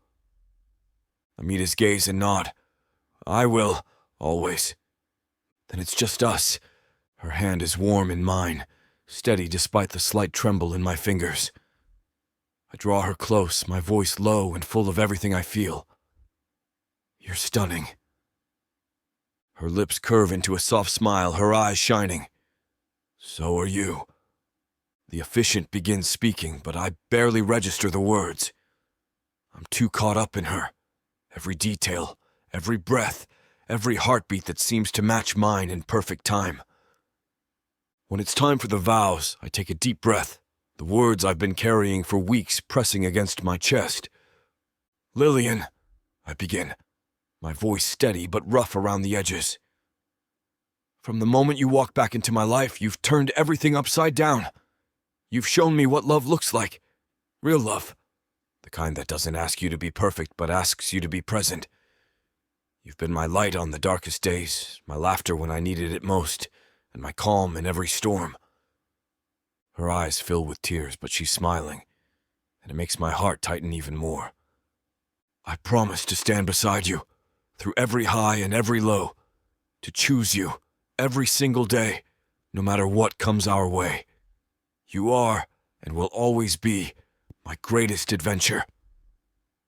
I exhale, feeling lighter, and watch as she wipes a tear away, her fingers trembling slightly. Her turn. Her voice is soft but sure, every word sinking into my chest like it belongs there. By the time she finishes, I'm completely undone. The officiant smiles warmly, his words clear but gentle. By the power vested in me, I now pronounce you husband and wife. Carter, you may kiss your bride. I don't wait. My hands cup her face, pulling her into me, my lips finding hers in a kiss that feels like everything we've been through and everything still to come. It's slow and deep, full of promises and possibilities, and for a second, the world tilts. When we pull back, she's laughing softly, her forehead resting against mine. We did it, she whispers, her voice trembling. Yeah, I murmur, my thumb brushing over her cheek. We did. The room erupts in applause, but it feels distant, like background noise to the quiet hum of my heart. Later at the reception, we steal a moment alone beneath the string lights, the sound of music and laughter drifting around us. Lillian leans into me, her head resting on my shoulder, her fingers laced with mine. Married, she says softly, like she's trying their word out for the first time. Married, I repeat, a slow smile spreading across my face. She tilts her head up to look at me, her eyes full of something warm and endless. You ready for forever? With you? Always. She presses a soft kiss to my lips, her voice barely a whisper. I love you. I love you too, I say, forever. And in that moment, beneath the stars, with her wrapped in my arms, this is the beginning of something beautiful, something forever. Chapter 30. Lillian. The villa's infinity pool taunts me first. Ceramic tiles bleeding into turquoise oblivion beyond the cliffside. Salt stains my tongue as wind whips tendrils of my damp curls against the sunscreen-slick slope of my shoulders. Carter's suitcase lies gutted on the hardwood, white linen shirts spilling out like the guts of a fish he'd never clean himself. Skinny dip bed still stands. He hooks a finger through the loop of my bikini bottom before I can tie it. The terry cloth robe slips off my other shoulder. Bearing the scar under my collarbone from that 4th of July, Cassie dared me to jump the chain link fence. I swat his wrist. You're allergic to foreplay. Amber glints in his stubble when he grins. Wrong. I'm allergic to watching you waste 600 thread count Egyptian cotton on functional swimwear. His thumb swipes a sunscreen streak from my ribs. Too casual. Unless you're scared, Mrs. Davis. The name tastes like stolen figs. Sweet, illicit. My terry cloth puddle swallows the discarded robe. Carter's shirt buttons scatter like teeth across the floorboards. His hands come up slick with coconut oil when he grabs my waist, lifting me until my knees bracket his hips. The plunge from cliffside villa to shoreline cracks laughter out of me, stolen by the wind. Waves swallow his, "Damn, you're blinding me," as sunlight bounces off my chipped gold toe ring. Salt water boils our laughter into gasps. His hands knead the backs of my thighs when I lock ankles over his waist, tracing the scar behind his ear from lacrosse games I once watched through his mother's kitchen window. Middle school Lils would have hexed this timeline. His mouth skims the seawater beating my collarbone. Middle school Lils wrote Mrs. Lillian Davis in pink gel pen inside her Trapper Keeper. He stills. Yeah, right. Check the binding on your old Princeton yearbook. The lie melts off my lips before the truth can claw out. How I'd ripped that page out when Cassie found my diary. How her lilac stationery apology tasted like pennies. Carter's palm splays over my scapula, pressing skin against bone until my gasp meets his smirk. Should have burned it. Put me out of your misery a decade sooner. Misery's hyperbolic for unrequited loathing. Deflecting's cute. Remind me to, damn. My teeth drag across his pulse point as incoming waves slap our tangled hips against barnacled rocks. He tastes like stolen champagne from the limo, like, I do, parchment dissolving under his tongue. The ocean spits us back toward shore, relentless. Carter's forehead rests against mine when he breathes. Prove it. What? That trapper-keeper line. Married 6 hours and you're already rewriting history. Jellyfish lights pulse beneath the surface near his calves. You forget. Poor girls lie better. Survival skill. Water drips off his nose onto mine. Only liar here's whoever said I'd get bored of this view. He doesn't let go when the next wave comes. His mouth crashes into mine before the next wave recedes, salt and recklessness, and the faintest hint of that overpriced toothpaste he's used forever. Sand grinds between our chests as he walks us backward, his hands mapping the divots of my spine like he's memorizing fault lines. Still think I'm allergic?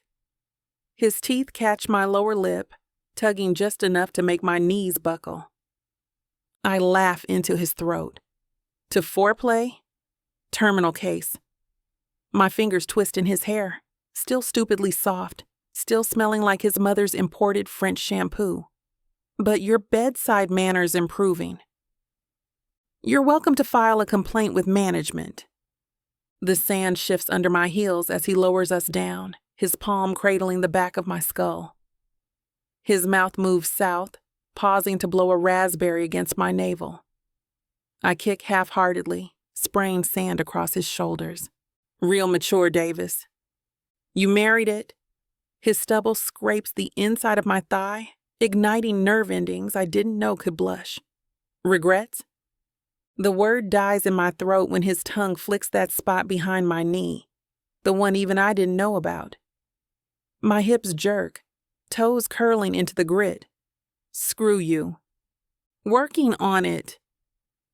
He takes his sweet time, charting every mole and stretch mark, pausing to bite the crescent-shaped scar on my hip from Cassie's pool ladder incident.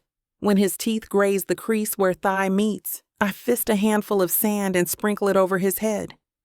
Tick-tock, Prince Charming. He lifts his chin, quartz grains glittering in his eyebrows like misplaced stardust. You're really gonna rush a man worshiping at the altar? Altar's getting sunburned.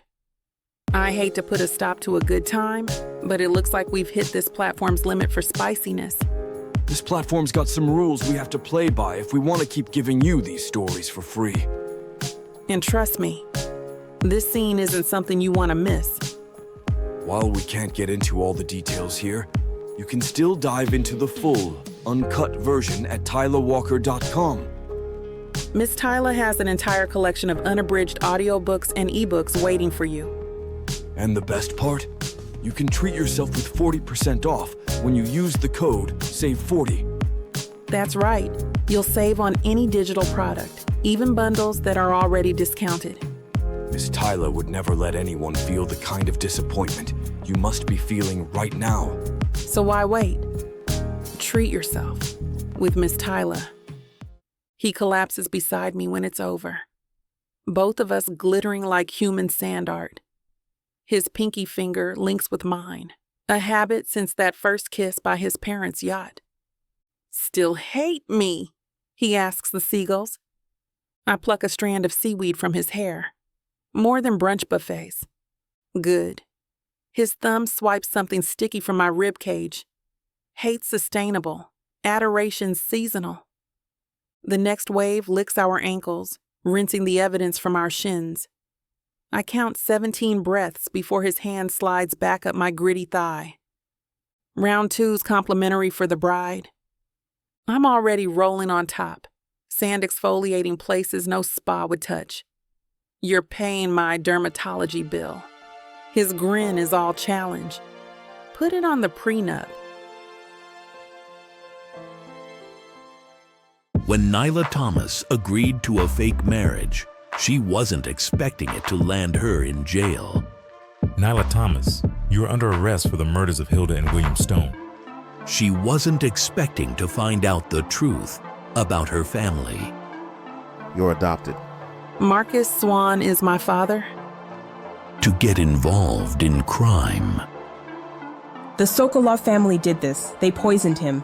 And least of all, was she expecting to fall in love. It's you, Nyla. It's always been you. But now, everything is crumbling around her. Interim CEO of Stone Hospital Group accused of murdering Hilda and William Stone to secure her position. Alexander, you promised things would change. They have. I'm in charge now. No one knows who to believe. Take the plea bargain. I'm innocent. I thought you out of everyone would believe me. Can you forgive her for killing our parents? No one knows who to trust. This is your fault. Did you ever think that Nyla would be just fine if she hadn't gotten involved with you? I love her. I love her more than life itself. Miss Thomas, the tests came back. There's a perfectly acceptable explanation for your condition. And things are about to get a lot more complicated.